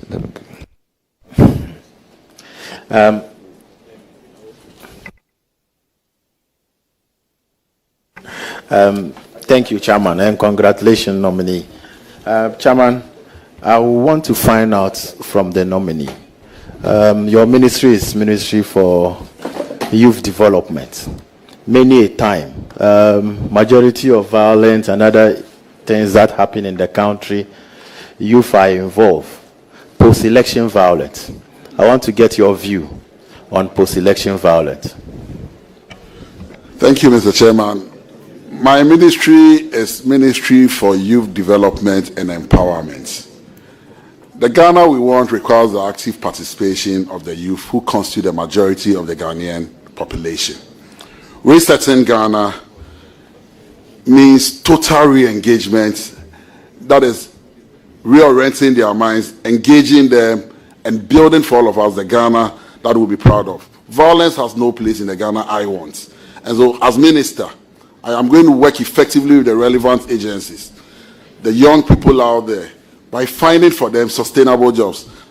If we don't address the challenge of unemployment, we'll always have these issues of violence always staring at us in the face. If I have a job in the morning and you call me to come anywhere and I'm going to work, there is no way I'll follow you there. And so we will tackle aggressively the issue of unemployment. And by doing so, we'll render skills training. We'll try and put everybody who is willing and able to work, so that we'll be able to change the narrative, and then these issues of post-election violence do not continue with us in our space. Thank you, Mr. Chairman. Order. Chairman, I understand the nominee is the current National Youth Organizer of the NDC. And then... You know or you understand? Chairman, I'm not NDC. I cannot speak to that fact. What about if he resigned before coming in here? It's a possibility. He could resign before coming for his... How do you understand something you don't know? So, Chairman, the nominee, are you still the National Youth Organizer of the NDC? Mr. Chairman, I currently remain the National Youth Organizer of the NDC. Thank you, Mr. Chairman. So, Chairman, now that it has been established, let me now ask my question. As National Youth Organizer of the NDC, what is your message to the youth out there on post-election violence? This question has been asked and answered, but I will give him the opportunity to repeat the answer. Thank you, Mr. Chairman. Violence has no space in national development, and so nobody should subscribe to it. Thank you, Mr. Chairman. Chairman, Let me just, my last question. You are the national youth organizer of the NDC, and you have been nominated to head the Ministry for Youth Development. It means that youth development, not NDC youth, but youth of the country.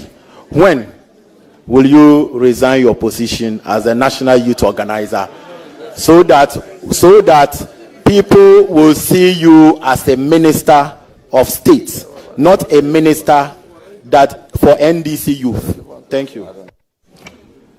Thank you, Mr. Chairman. When the time comes, I will resign. Thank you.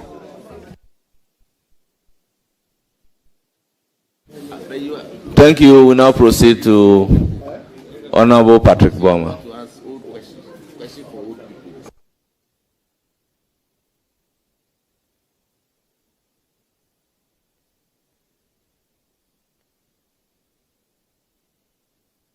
Obama.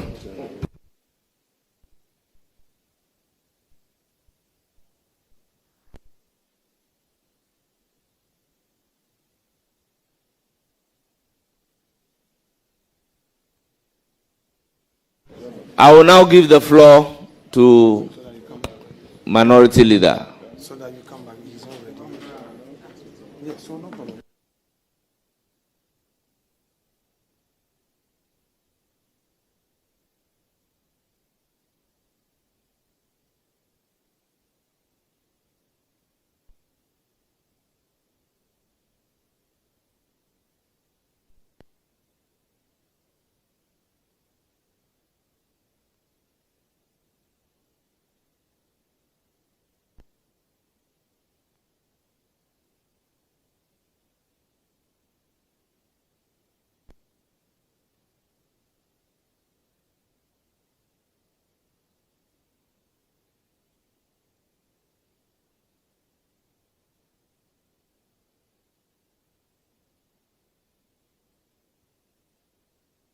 So Jerry, would you off your mic? Honorable Leader, you have the floor.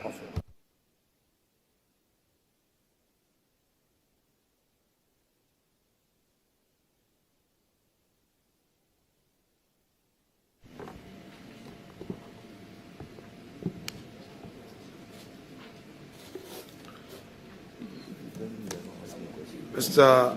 Nominee, you've given your name as George Opari Ado, Esquire. Yes, please, Mr. Chairman. Have you, since birth, had this name and no other name? Thank you, Mr. Chairman. I have a local name, but it's not on any of my certificates, so when I write it, I don't write it. My mother has a pet name she calls me. Is this a name you have on your birth certificate? Yes, please. On my birth certificate, it reads George Opari Ado.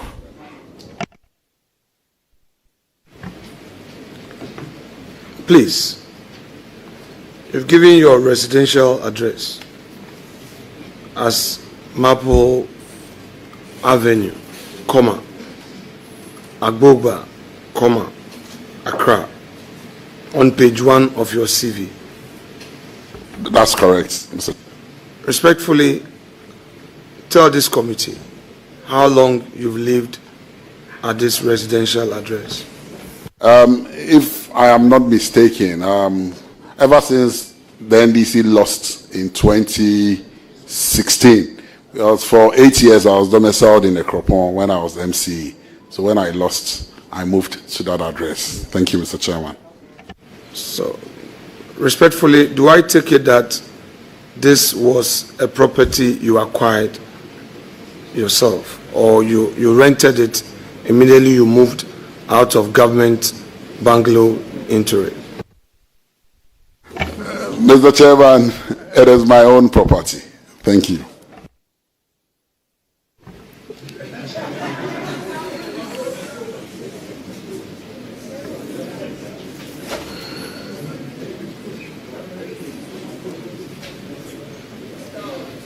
Honorable nominee, are you able to tell us whether you have title to this your property? Thank you, Mr. Chairman. Not at the moment. I'm still working on the title because the area was demarcated, and I'm sure there was a ruling not too long ago on lands in those areas, and so we are still in the issues of resolving the issues of title. Thank you. Are you aware of the laws of Ghana on property tax? Yes, Mr. Chairman, I'm aware of that. Have you paid any tax to the state since? Wait, I'm not done. Have you paid any tax to the state since you bought this property? Mr. Chairman, I did not buy the property. And every year I pay my property rate. The district assembly sends a rate to me and then I pay. Thank you, Mr. Chairman.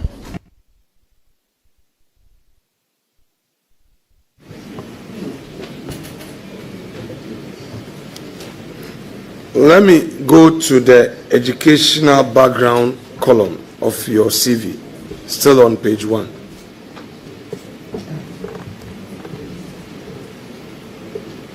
I know for a fact that non-LLB holders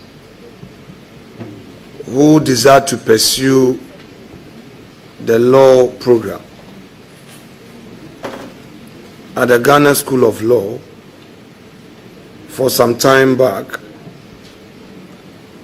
had to study for a qualifying certificate in law.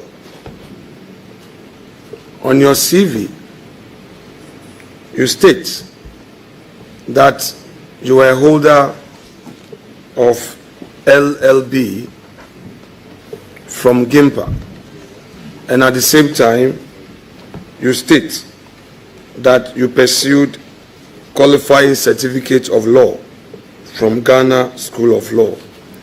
If it pleases you, would you want Mr. Chairman's leave to amend this record? Certainly, Mr. Chairman. It's a mistake, and I'm sure it was an oversight. So I'll need Mr. Chairman's to amend his leave to amend the CV. Thank you.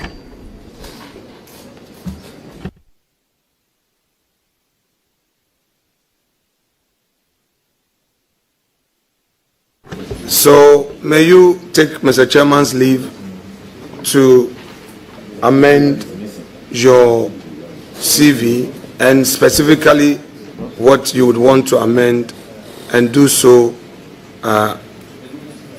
aloud. So if it pleases the chair. Honorable nominee,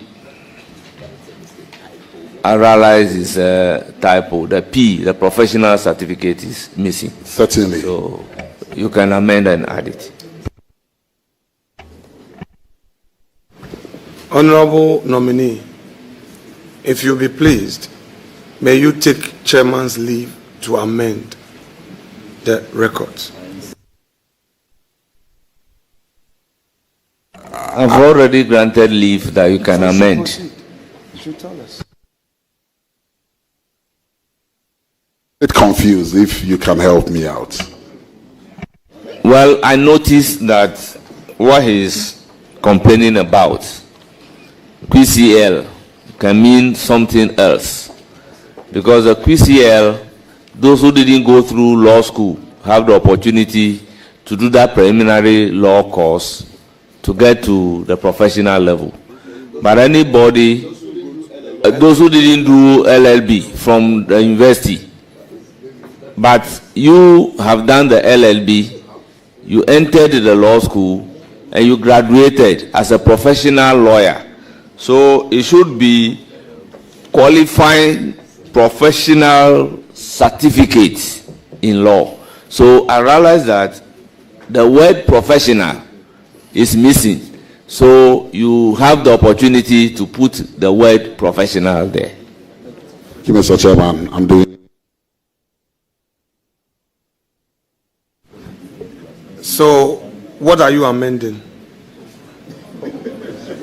No, he's still not done it. Colleagues, my dear guests, we are here for a serious business. Please bear with us. And, Chairman, I think.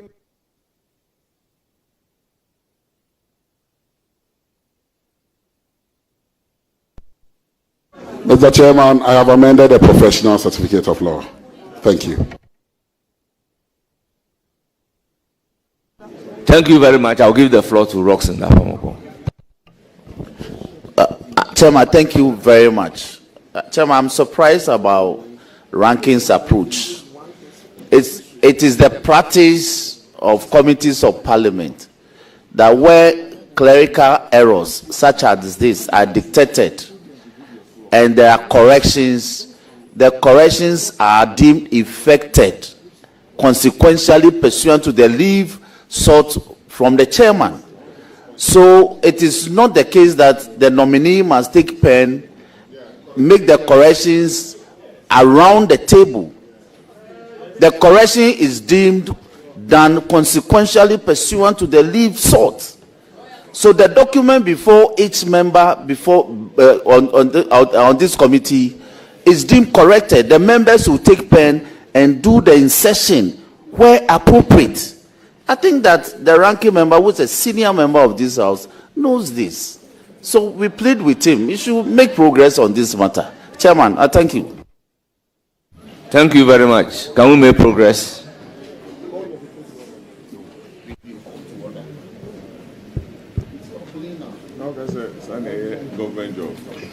Honorable Chairman, thank you.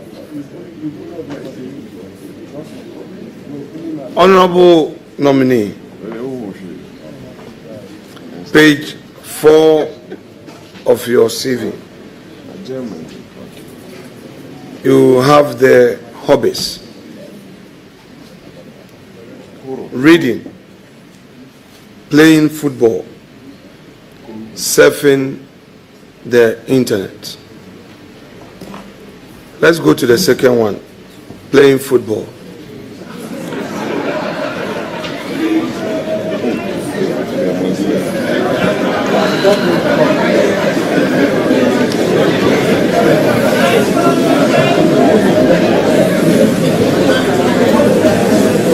How often or how regular do you play football? Thank you, Mr. Chairman. Averagely, once every 2 or 3 weeks, I find myself on the field to play. And I play with a few of the honorable members of this house sometimes. Thank you, Mr. Chairman. Mr. Nominee, on the same page, you have references. 2 names are there. I shall first deal with the name Samuel Ofosu Ampofo. I am aware that he earned a PhD from GIMPA. Would you be fair to him to amend your records, which record currently stands at Mr. to Samuel Ofosu Ampofo, PhD? Would you? With the leave of Mr. Chairman. With the leave of Mr. Chairman, I will make those amendments. Thank you. All members, amendment accordingly carried out. Now, to take somebody as your referee, to me, means a lot. share with us how Dr. Ofosu Ampofo has inspired your career. Thank you, Mr. Chairman. If you indulge me, Honorable Samuel Ofosu Ampofo was instrumental in me coming into mainstream politics. In 2008, he was one of those who identified me and pushed me to become a parliamentary candidate for the NDC in Dakri constituency. In 2009, when His Excellency President John Evans Samuels of blessed memory nominated me to become District Chief Executive then, he was my regional minister. And then within that same period, he became the local government minister. When I became National Youth Organizer in my first term in 2018, he was my national chairman.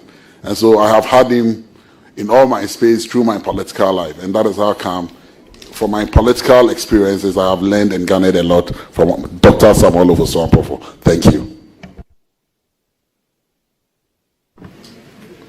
Who is Richard Addo? Thank you.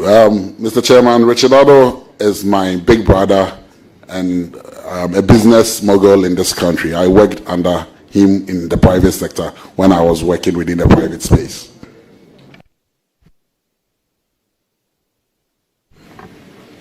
The company IGIT Group of Companies. Are you a director of that company?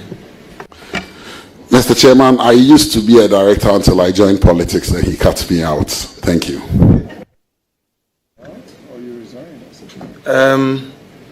Since you're a lawyer and some law students would want to know some fact, did you resign as a director? Yes, I did resign, Mr. Chairman. Do you have some shares in the company? Yes, Mr. Chairman, I have shares in some of my family's businesses. Honorable nominee, I am only... They are asking the question with specific reference to a company.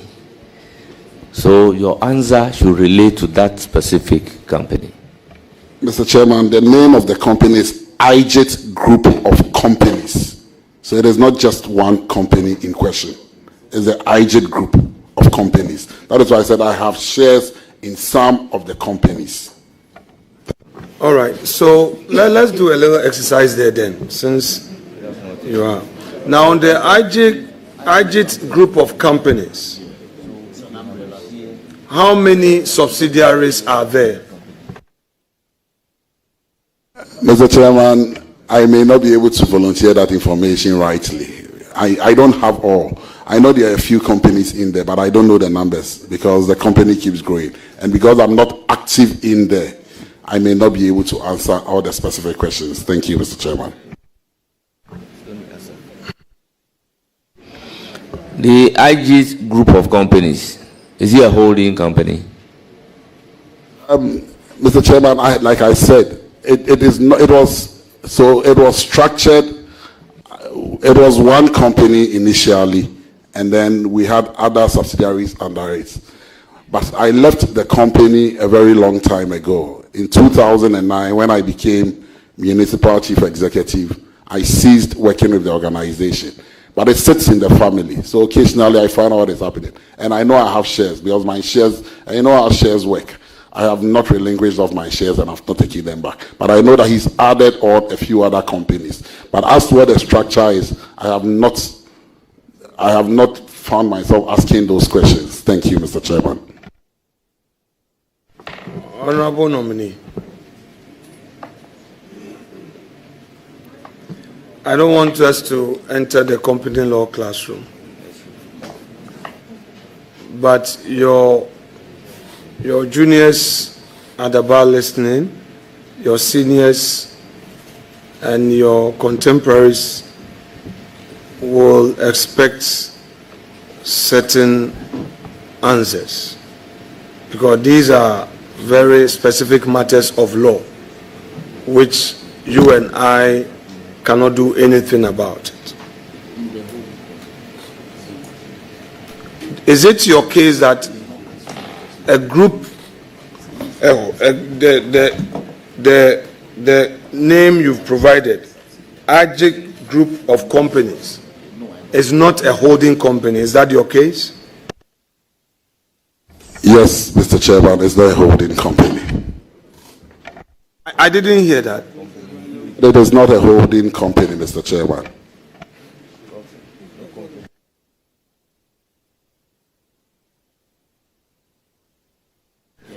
Honorable nominee. Chairman, Mr. Ado, once you've told the committee, we are all students of the law, that IJIT Group of Companies has some subsidiaries, and it's trite, that is the holding company, with some subsidiaries they're under, with a different structure, directors, shareholders, and different shareholding structure. So don't worry, let's make progress on that. That's it. Yeah. So that is why, I urge you to please pay attention, so that if we might have to do some corrections, or chairman would always grant you the leave to amend. I understand. We give out things to our secretaries to type for us, and sometimes they make mistakes. So I will move away from there.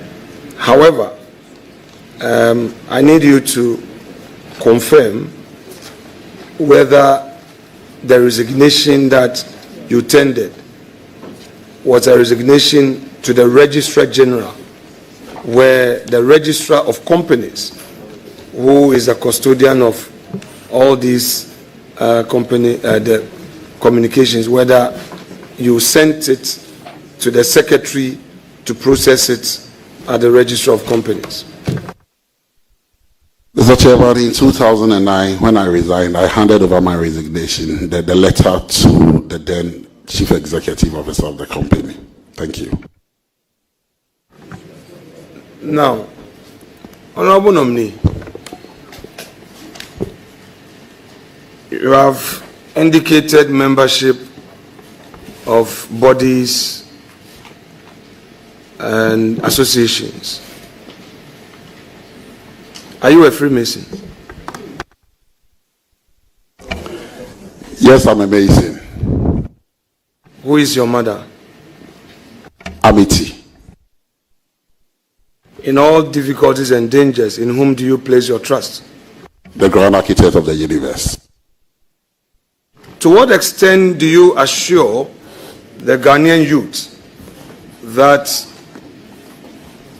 this new portfolio given you will be to their benefit?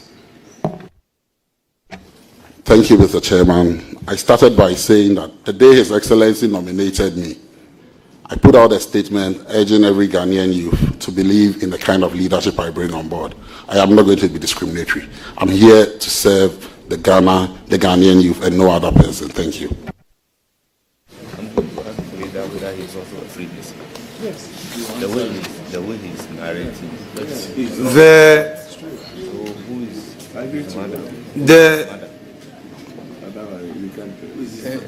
CV that you provided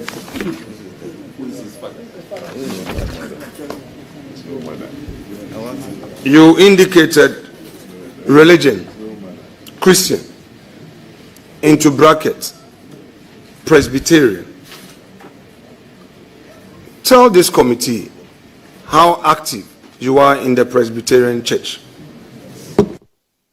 Thank you, Mr. Chairman. I'm not too active, but I'm a Presbyterian, baptized and confirmed a Presbyterian. Thank you.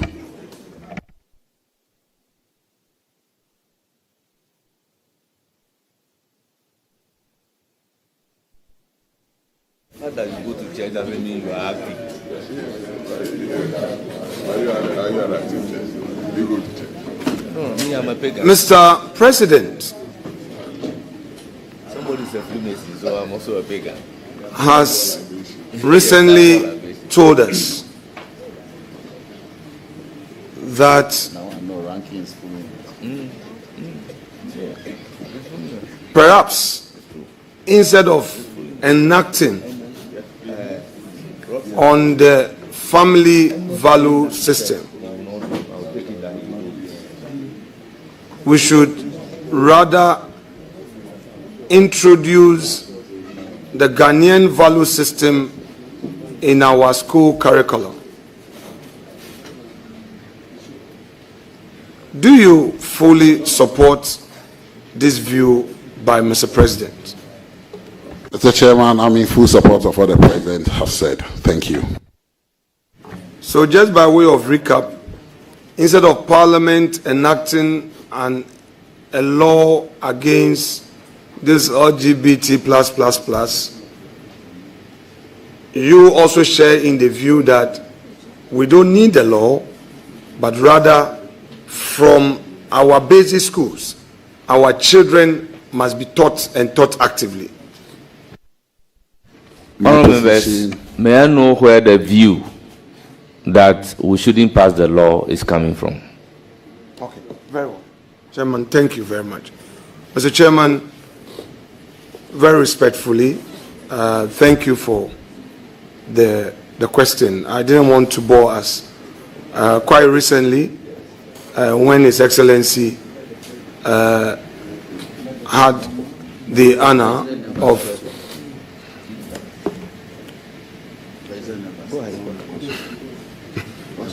Please go ahead. When the President had the honor of receiving the Catholic clergy,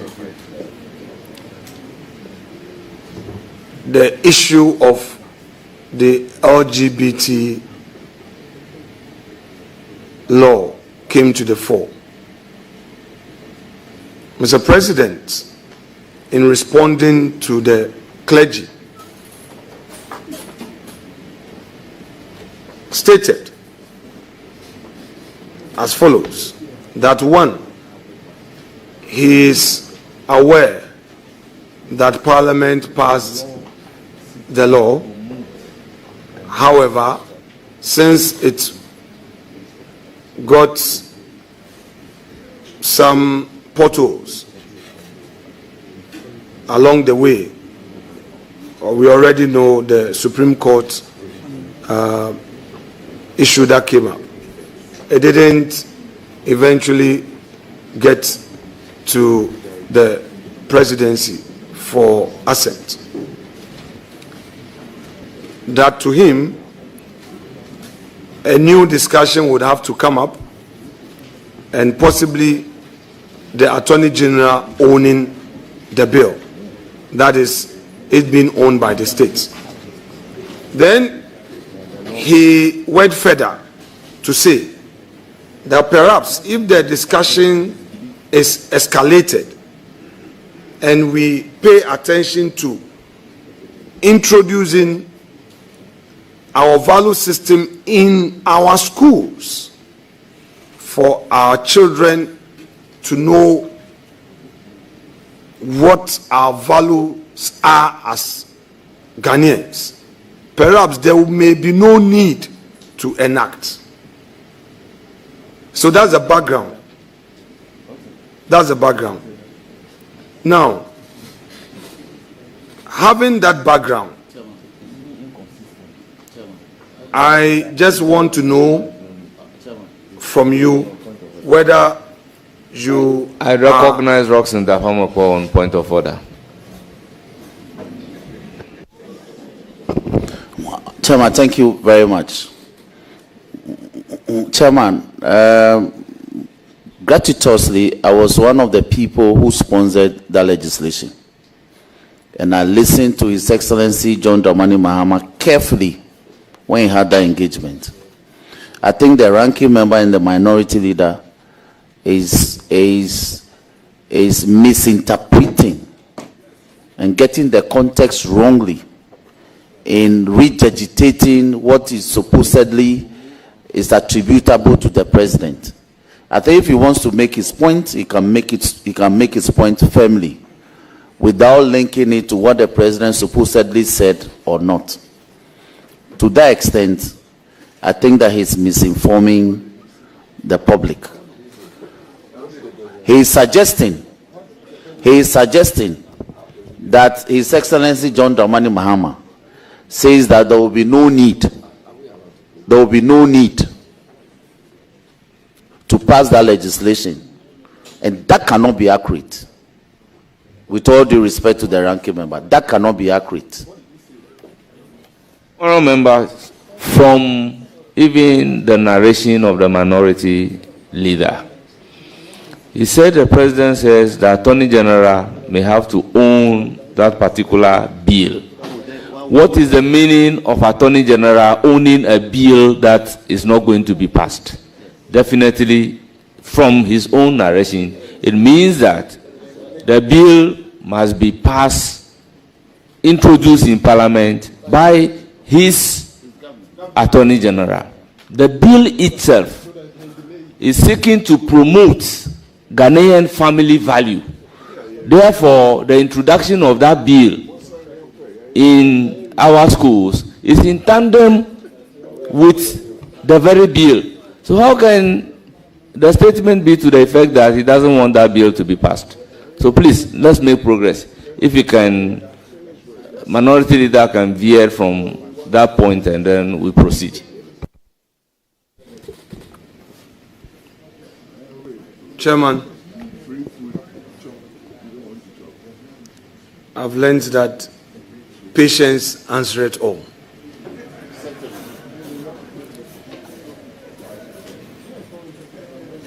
Honorable nominee,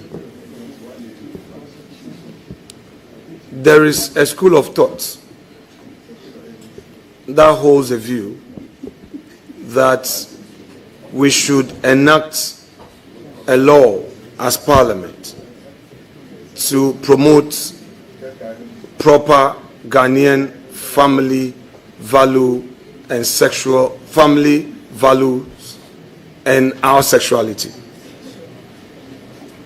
There is also another school of thought that holds a view that instead of an enactment, we should rather introduce our value system in our school curriculum. Being the minister designate for youth development and empowerment, well aware of the Gen Z thinking and how society has become fluid on a number of these issues, thereby diluting our value system. What option would you have out of these two schools of thought? Option one, Mr. Chairman, thank you.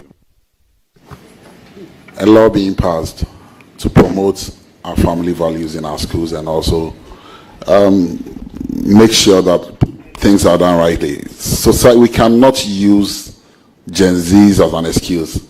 The older generation has a responsibility of bringing them up right, and that is what we must do. Thank you, Mr. Chairman. So, if God willing, you get the opportunity to serve in cabinet, do you assure the nation that when this matter comes up and these two schools of thoughts make a presentation, you will reaffirm your position on the enactment? Yes, Mr. Chairman, thank you. Ghanaians have heard you. I appreciate that. The issue of youth unemployment is of concern to all of us.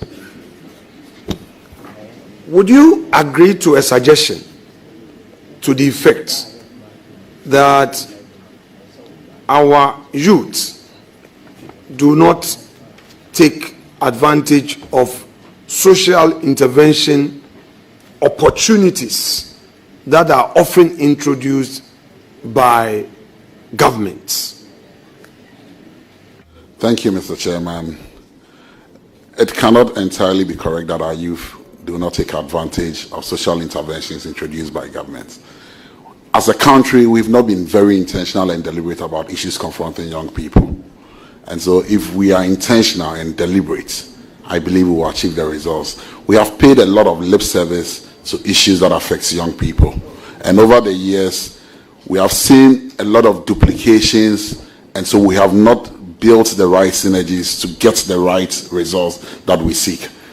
If we put issues that affect young people at the center and focus and make the information available to them, I believe we'll be able to fix the issue of unemployment that confronts us. Thank you, Mr. Chairman.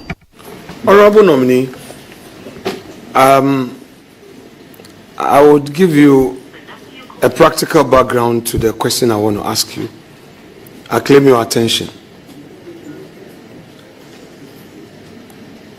I've been 8 years assemblyman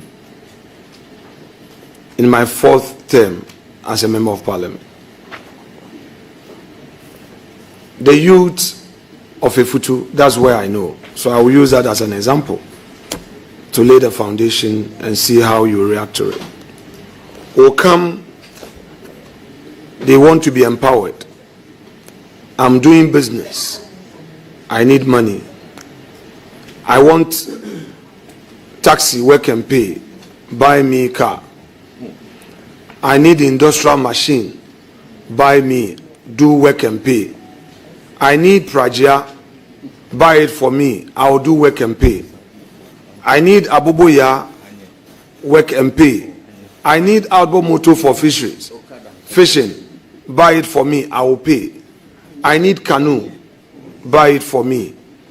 I will go fishing and I will pay. My experience from Efutu is that a lot of these opportunities end up as giveaways rather than the funds being plowed back for us, I will put it, the second batch or another batch. I've spoken or engaged a lot of my colleagues in parliament. The story is the same all over.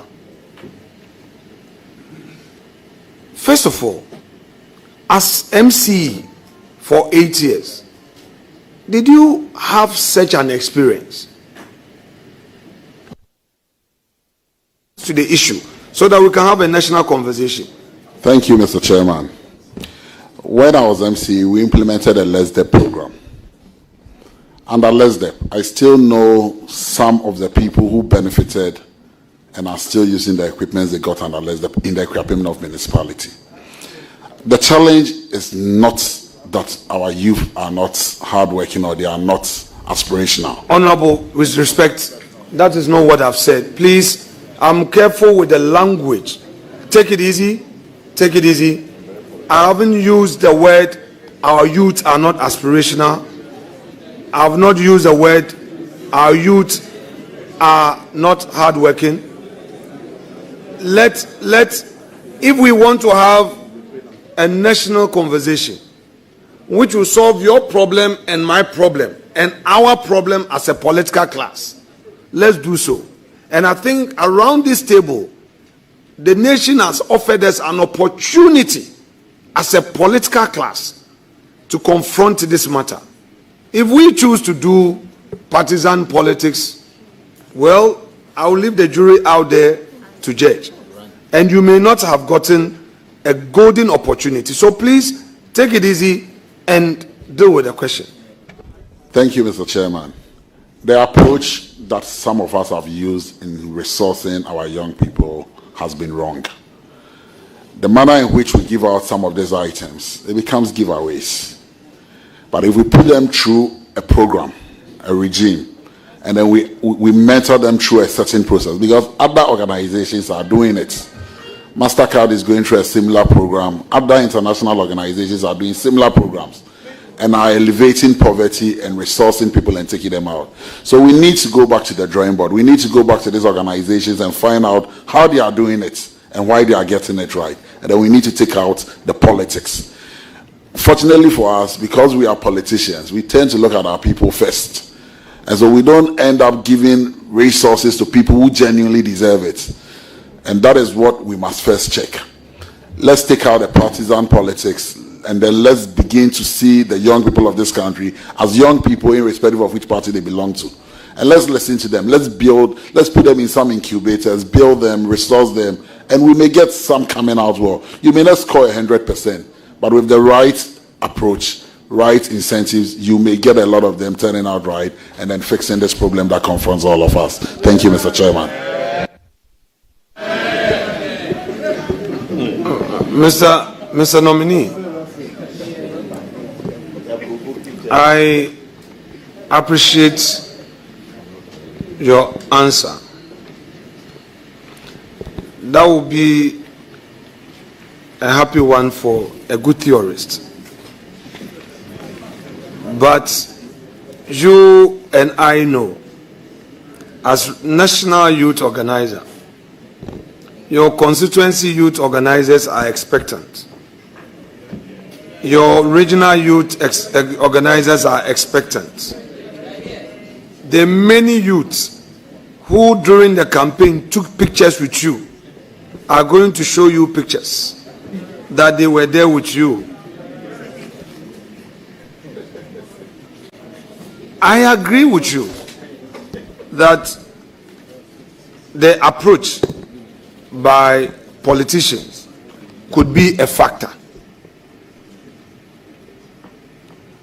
But can we really detach from this? And can you assure the nation, including your own party members, that all social intervention opportunities aimed at empowering them,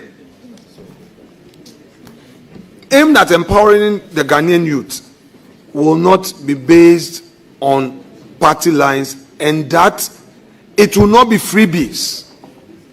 They would have to pay back to allow for another batch to benefit. Mr. Chairman, I give assurances of the highest order. Thank you.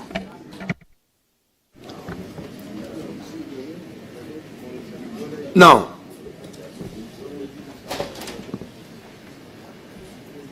I will lay a foundation on this same youth empowerment thing. You know, because I've been part of the District Assembly concept for a long time, I know this as a fact. President Rawlings, blessed memory, introduced this poverty alleviation intervention program. Many people got loans. They didn't pay. It became a cost to the state. Kufuor introduced Maslock. Many people got the funds. They didn't pay. It became a cost to the state. Professor Mills of blessed memory continued the Maslock and even further introduced some empowerment programs to support the youth. People did not pay. It became a cost to the state. President Mahama, in his first term, continued. I remember State of the Nation address, some youth intervention programs. In 2017, when Akufo-Addo came into office, the records at Maslock was to the fact that a lot of people took the funds, did not do what they did. In MPP, 8 years, same thing happened. They didn't pay. You've come in. Once again, share with us, with timelines, when you intend to introduce a system to change the psyche of our youth, to the effect that when it comes from a political source, please pay. Because if you don't pay, it becomes a cost to the state, and there will be nothing more left for your brother or your sister who is yet to get it. Thank you, Mr. Chairman. I wish I could share with you timelines, but it is not feasible at this stage. I know what the problem is, we all know what the problem is, but we need to sit down with the state actors and have a thorough understanding of what the problem is. When that is done, I'll be able to tell this committee at a later date how long it's going to take us to fix the problem you are referring to. Thank you. Honorable colleague, do you have your own youth agenda as you go into the ministry? My vision sits with that of His Excellency President John Dramani Mahama. What is that vision? Share with us your vision on youth development and empowerment. Is to build a merit-based society, a society where opportunities avail themselves to every young person, where we will empower them for them to take up the challenges of national development that awaits all of us. Thank you. My worthy brother, I know you would have challenges. It's not easy, but with God on your side, I know it shall be well. It's not easy.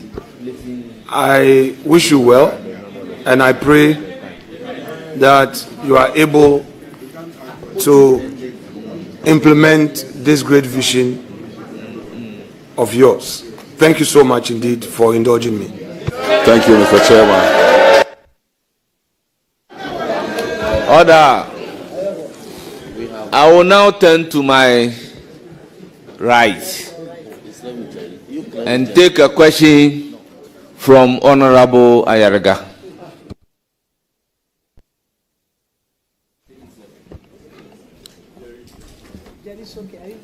Nominee, congratulations. Congratulations. Thank you. You were asked a lot of questions about the fact that the other sectors that we have, say education, healthcare, housing, agriculture, they all equally pertain to the welfare of the youth. Their training, education, skills development, their economic conditions, health, and etc. And I see that you were pressed to define how you will coordinate activities across sectors. My question is, as the Minister for Youth Development and Empowerment, you will get to sit in cabinet. Even if you are not a cabinet minister, you get to sit in cabinet, where all these policies in these different sectors will be developed, approved. As Minister for Youth Development and Empowerment, do you see an opportunity to advocate across sectors to ensure that every ministry sector, policies, programs, whatever it is that they are developing, even financing, that they make adequate provision for the youth of this country?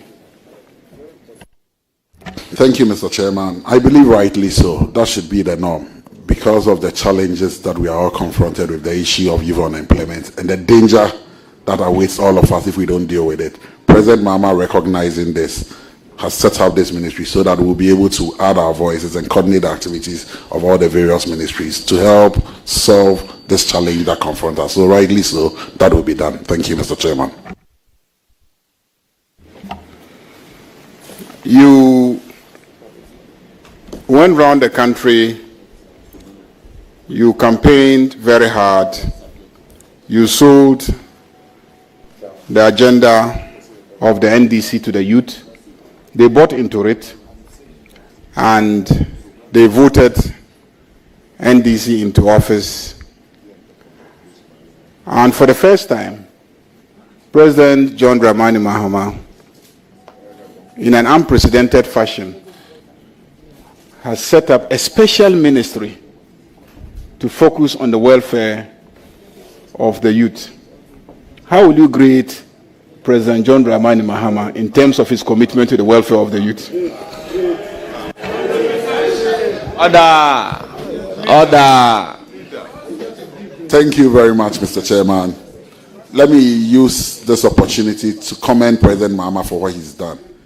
When we opened the National Youth Secretariat, he made a commitment to the young people of this country that when given the nod to lead again, he was going to set up a ministry solely for youth development and empowerment. That promise he has fulfilled. He also promised that he's going to empower and appoint a lot of young people into his cabinet. I believe the list that has come, we've seen a lot of youthful faces. And so we commend President Mahama. On behalf of the Ghanaian youth, we commend President Mahama for giving us this opportunity, and we assure him we won't let him down. Thank you. My last question.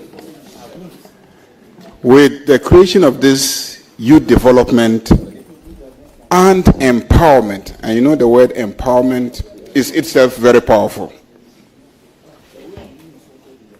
do you see light at the end of the tunnel in terms of the welfare and progress of the youth of this country? Leadership, they say, is a cause. What follows are the effects of it. President Mahama has shown leadership, and I believe with his 4 years, the Ghanaian youth will set well. Thank you.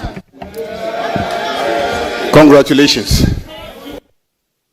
Thank you very much. I will give the floor to Honorable John Dumelo.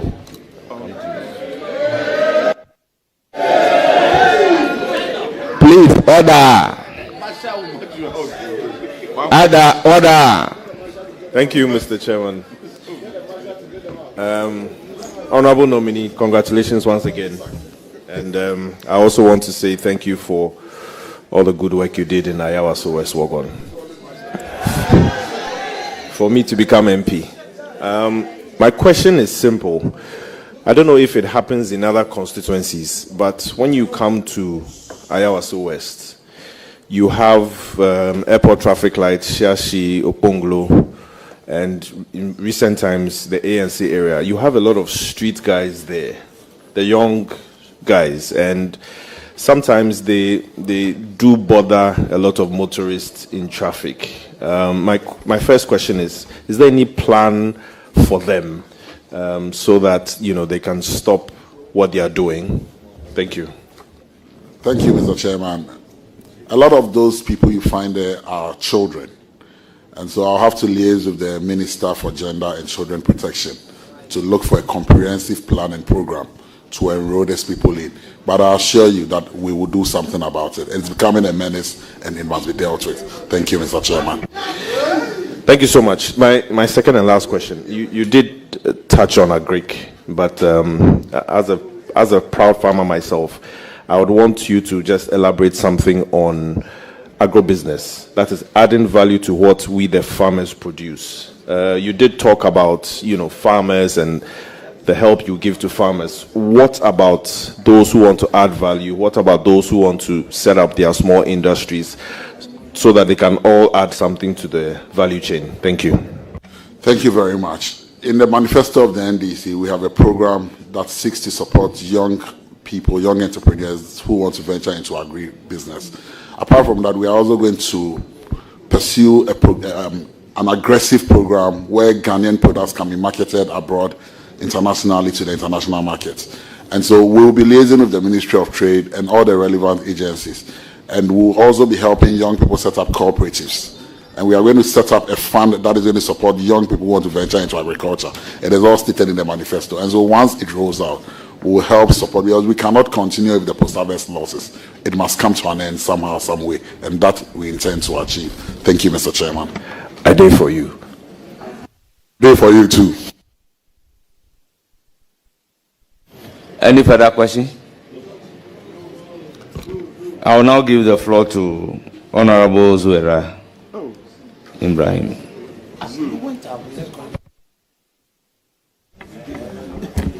Thank you very much, Mr. Chairman.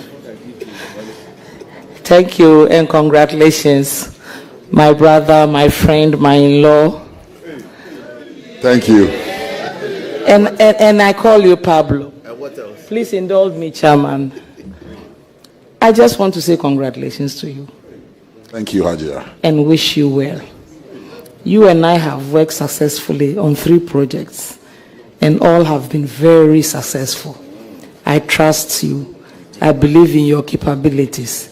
And I know that you are going to meet the aspirations of the youth of this country. The youth of Salaga South are upbeat. The youth of Ghana are upbeat. And I know you are going to deliver. May Allah be with you. Thank you. Honourable members, I will recognize Patrick Boama. He promised to be very brief. Very brief. Very, very brief. Congratulations, youth leader. Thank you. I know you are very energetic, and the youth of the country, not the NDC youth, are upbeat to see how you deliver to your new portfolio. But let's do some mathematics. I went through your manifesto. That's the blueprint of your campaign. And realized, I think it's paragraph 5.5, that's where it starts. It's page 156 of 200. Yeah. Honourable members, I believe strongly our brothers from the other side are in love with our manifesto. They did a seminar on it. Chairman, tells you how serious we are, not wanting to let anybody slip through. Under your Ejumawura program, do you have it there, Pablo? Or you've chewed it? We had the youth manifesto. The Ejumawura project is also in it, and then it found space in the main manifesto. So that's right. I'm able to speak to it. I can tell from that paragraph that you are telling the good people of this country, your microphone, please, that you'll be creating 10,000 jobs annually in that particular program, given the fact that we have 276 constituencies. I don't know, if you have a calculator, let us know how many jobs you'll be creating in each constituency under that program. I did my mathematics, but I want you to tell the committee. Mr. Chairman, thank you. In terms of constituencies, I will not be able to give a figure. Oh, 276 constituencies. No, if you indulge me. We are 276. If you indulge me. Yes. If you indulge me. The reason is that the urban areas have more people than the rural communities. The migration into the urban areas is one thing we should also consider in looking at this problem and creating of jobs. Currently, with our population, about 60.5% of our total population are within the urban areas. And so if I intend to speak to constituencies, I may end up leaving out some because of where the numbers are. But we intend to create jobs. And you see, I've always said that there are a lot of jobs in the system. Unfortunately, we've not formalized them. Let's take Accra, for instance. There are about 200,000 middle-level income households. And in each of these households, you will find a domestic worker in that house. We pay them an average between 1,000 and 2,000 cedis. Yes, some earn as much as 2,000, yes. The minimum wage is 18 cedis, 50 pesos or so. It comes up to about 820 cedis or so. But when you meet this person who works domestically, he will tell you he's unemployed. It is because he needs a reset. And so we must reset them to appreciate what they do. And then scale them up and add value to what they do. Because in other jurisdictions, we live in this country and people bring in domestic workers from from the Philippines and employ them. But we can do same. Let me give you another example. The National Service Scheme is doing something that we are not paying attention to. It's called accounting aid. We train over 3,000, 4,000 accountants every year. They come out of school and can't find jobs. Yet a lot of our mothers who own our shops in Makola, Cantamanto, have no basic knowledge of bookkeeping. Deploying these people to even go help them manage their books. And per the records I saw, in one area, one shop, one person lost almost 200 and something thousand worth of goods because all the goods had expired. She was just buying and not checking and taking stock. And so imagine we deploy all these young people and then set them up, give them the right training, and then ask them to go out there and help with basic bookkeeping skills for these organizations out there. A lot of jobs will be created in the ICT space. In the ICT space. That is what is driving the world today. If we put special emphasis on training and embarking on this 1 million coders program, you'll be amazed how many young people who will be able to set up. Because today, creating and opening of a business is not brick and mortar anymore. With your laptop in the comfort of your bedroom, you can work anywhere in this world. Business process outsourcing is happening. Call centers are happening all around the world. Knowledge process outsourcing. People with the technical know-how sitting in Accra on Zooms and then lecturing and impacting knowledge around the world. And so it is how we look at it and how we intend to fix this problem. And I assure you, Honorable Patrick Boama, we will get Ghana working again. Thank you. So, thanks for the lecture, but my question was not, you intend putting together a formula based on the size of districts and constituencies to share these 10,000 jobs. That's my understanding. But it took me to another level. But I've gone through it. I know you have digital literacy, access, youth and skills development, youth participation in entrepreneurship, and what have you. I also saw that you want to set up establish a youth entrepreneurship micro scheme, institution, with a seed capital of 750 million Ghana cedis. We are under an IMF program. Your Minister of Finance was here, seated where you are, trying to cut down waste and trying to find innovative ways of raising revenue. 750 million Ghana cedis is about 46 million US dollars. How can you convince Dr. Kasiel Atuforsen, who is seeking additional financing from the IMF and World Bank, to put in money into this credit scheme, not believing in the repayment of the credit that you intend to give out, which is a very good idea, but you and I know that it's not easy going after people who owe. How can you convince this committee that Dr. Forsen will put in so much into this program? Thank you. Thank you, Mr. Chairman. Where Ghana sits today, if you look at the data and you appreciate the challenge of youth unemployment, 14.8% of our population are unemployed. Out of that 14, 7.3 million Ghanaians are within vulnerable employment, and 1.2 million Ghanaians are within the not in training, not in education, and not in employment. This is a national security threat, and issues of national security should be treated seriously.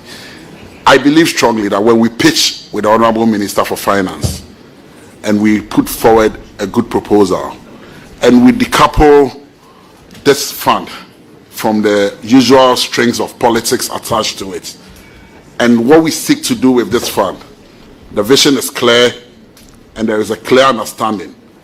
I believe strongly that he will buy into it and help us find the necessary funding to fund it. we'll also have to look elsewhere internationally to find funding for this. And so there are issues affecting young people, and because of the digital space we find ourselves in, there is a lot of funding out there.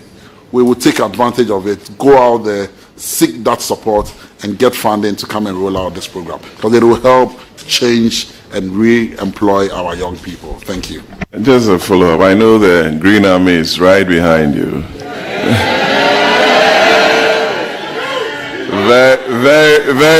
very up.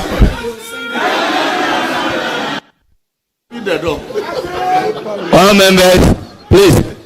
We are in Parliament. Committee sittings is the same as parliamentary sitting.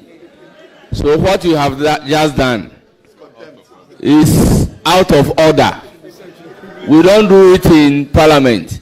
So if you do that again, I'll be compelled to cite you for contempt. And we'll send you to a privileges committee. Chairman, and you'll be the same person to represent them there, since they have right to counsel. So, Mr. Ado, my good friend, my last question. You were very honest in your presentation that you give effect to the National Service Act, which was passed under President Akufo-Addo and the MPP administration. Which aspects of the Act will you be giving effect to enable you realize your dreams as a minister for youth empowerment, youth development and empowerment? On that note, I wish you the very best and congratulations. Thank you. Thank you, Mr. Chairman. Thank you. Mr. Chairman, I've looked at the acts. I have also looked at the national policy. There are a lot of good programs in there.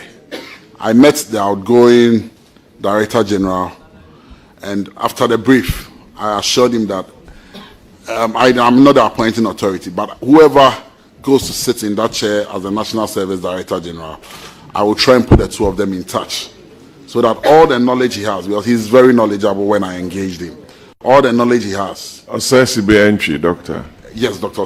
entry, very knowledgeable. All the knowledge he has, he can share with whoever comes to sit in that chair. Because I believe that if power changes hands, whatever is good must be carried upon. And I've seen a lot of good things in the Act, and I assure this committee that we will work with it and give it the necessary effect that it deserves. Thank you. Thank you. I'll give the floor to Honorable Rickett Hagan.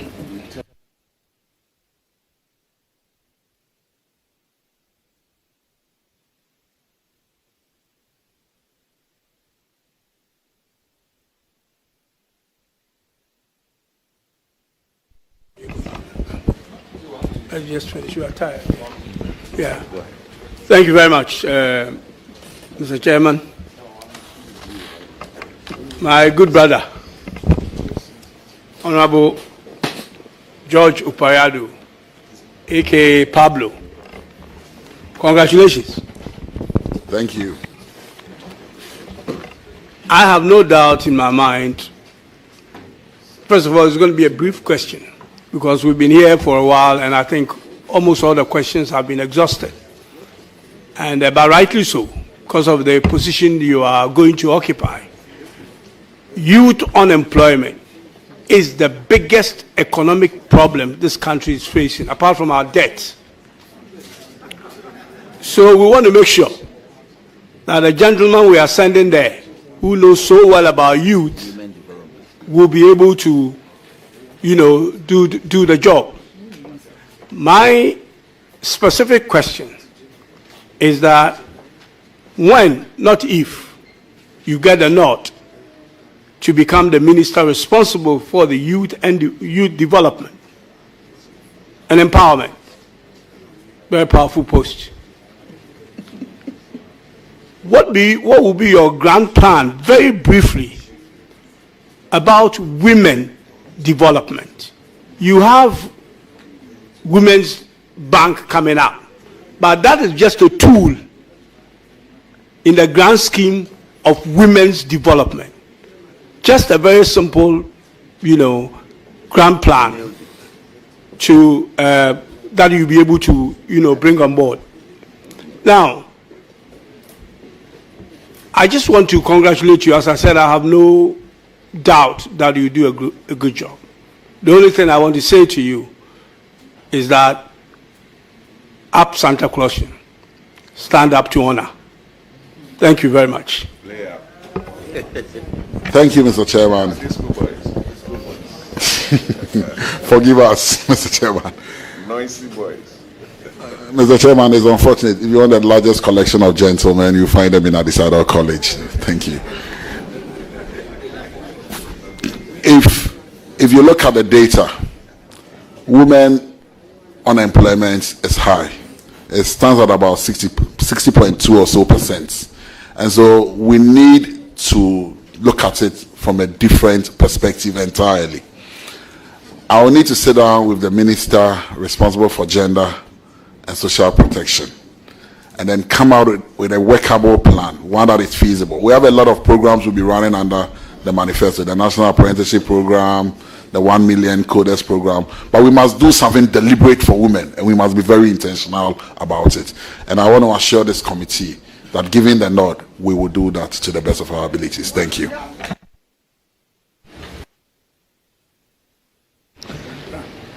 Thank you very much, honorable members, for your endurance. I will now proceed to recognize the following people. Aina Garba, a spouse of the nominee. Oheniba SB Ado, nominee's father. Faustina Labi, the nominee's mother. Richard Yao Ado, brother. Reverend Francis Entry, Reverend Obuafo, Ose Adeayo, Kwesi Ekufo, Obuafo, okay, thank you. Ose Adeayo, Kwesi Ekufo, Ekwapim Hini, Nana Ansasa Sraku III, Mampihini and Chidomhini of Akuapim State. Nana Otubo Jankwesi, Eburihini and Adontihini of Akuapim State.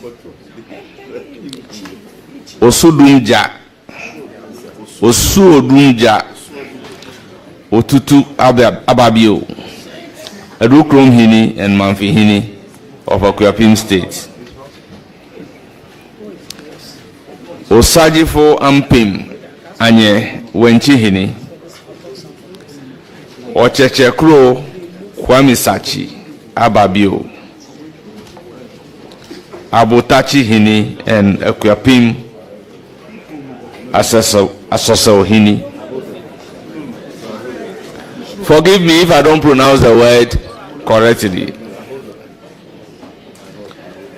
Emmanuel Okaiminta, National Youth Committee Chairman. Order.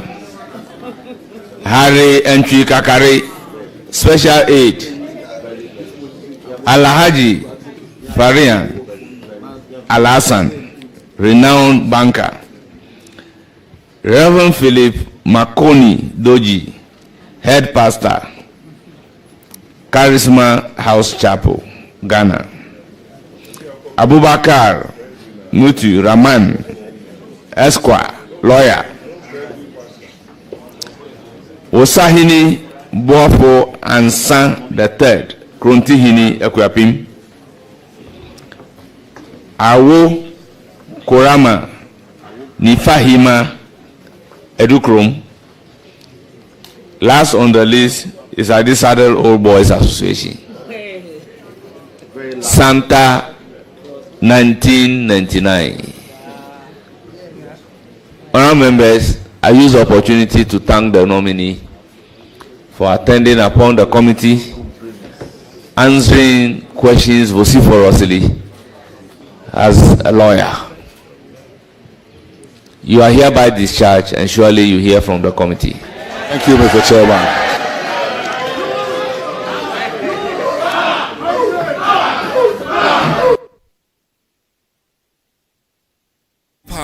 adding to your options, knowing that quality and standard remains intact, and our content, which is accepted as truth and accuracy every day, is accessible on the go. Access your favorite daily graphic and our weeklies The Mirror, Graphic Business, Graphic Showbiz, Junior Graphic, and Graphic Sports on Graphic News Plus app. It's the digital replicas of our work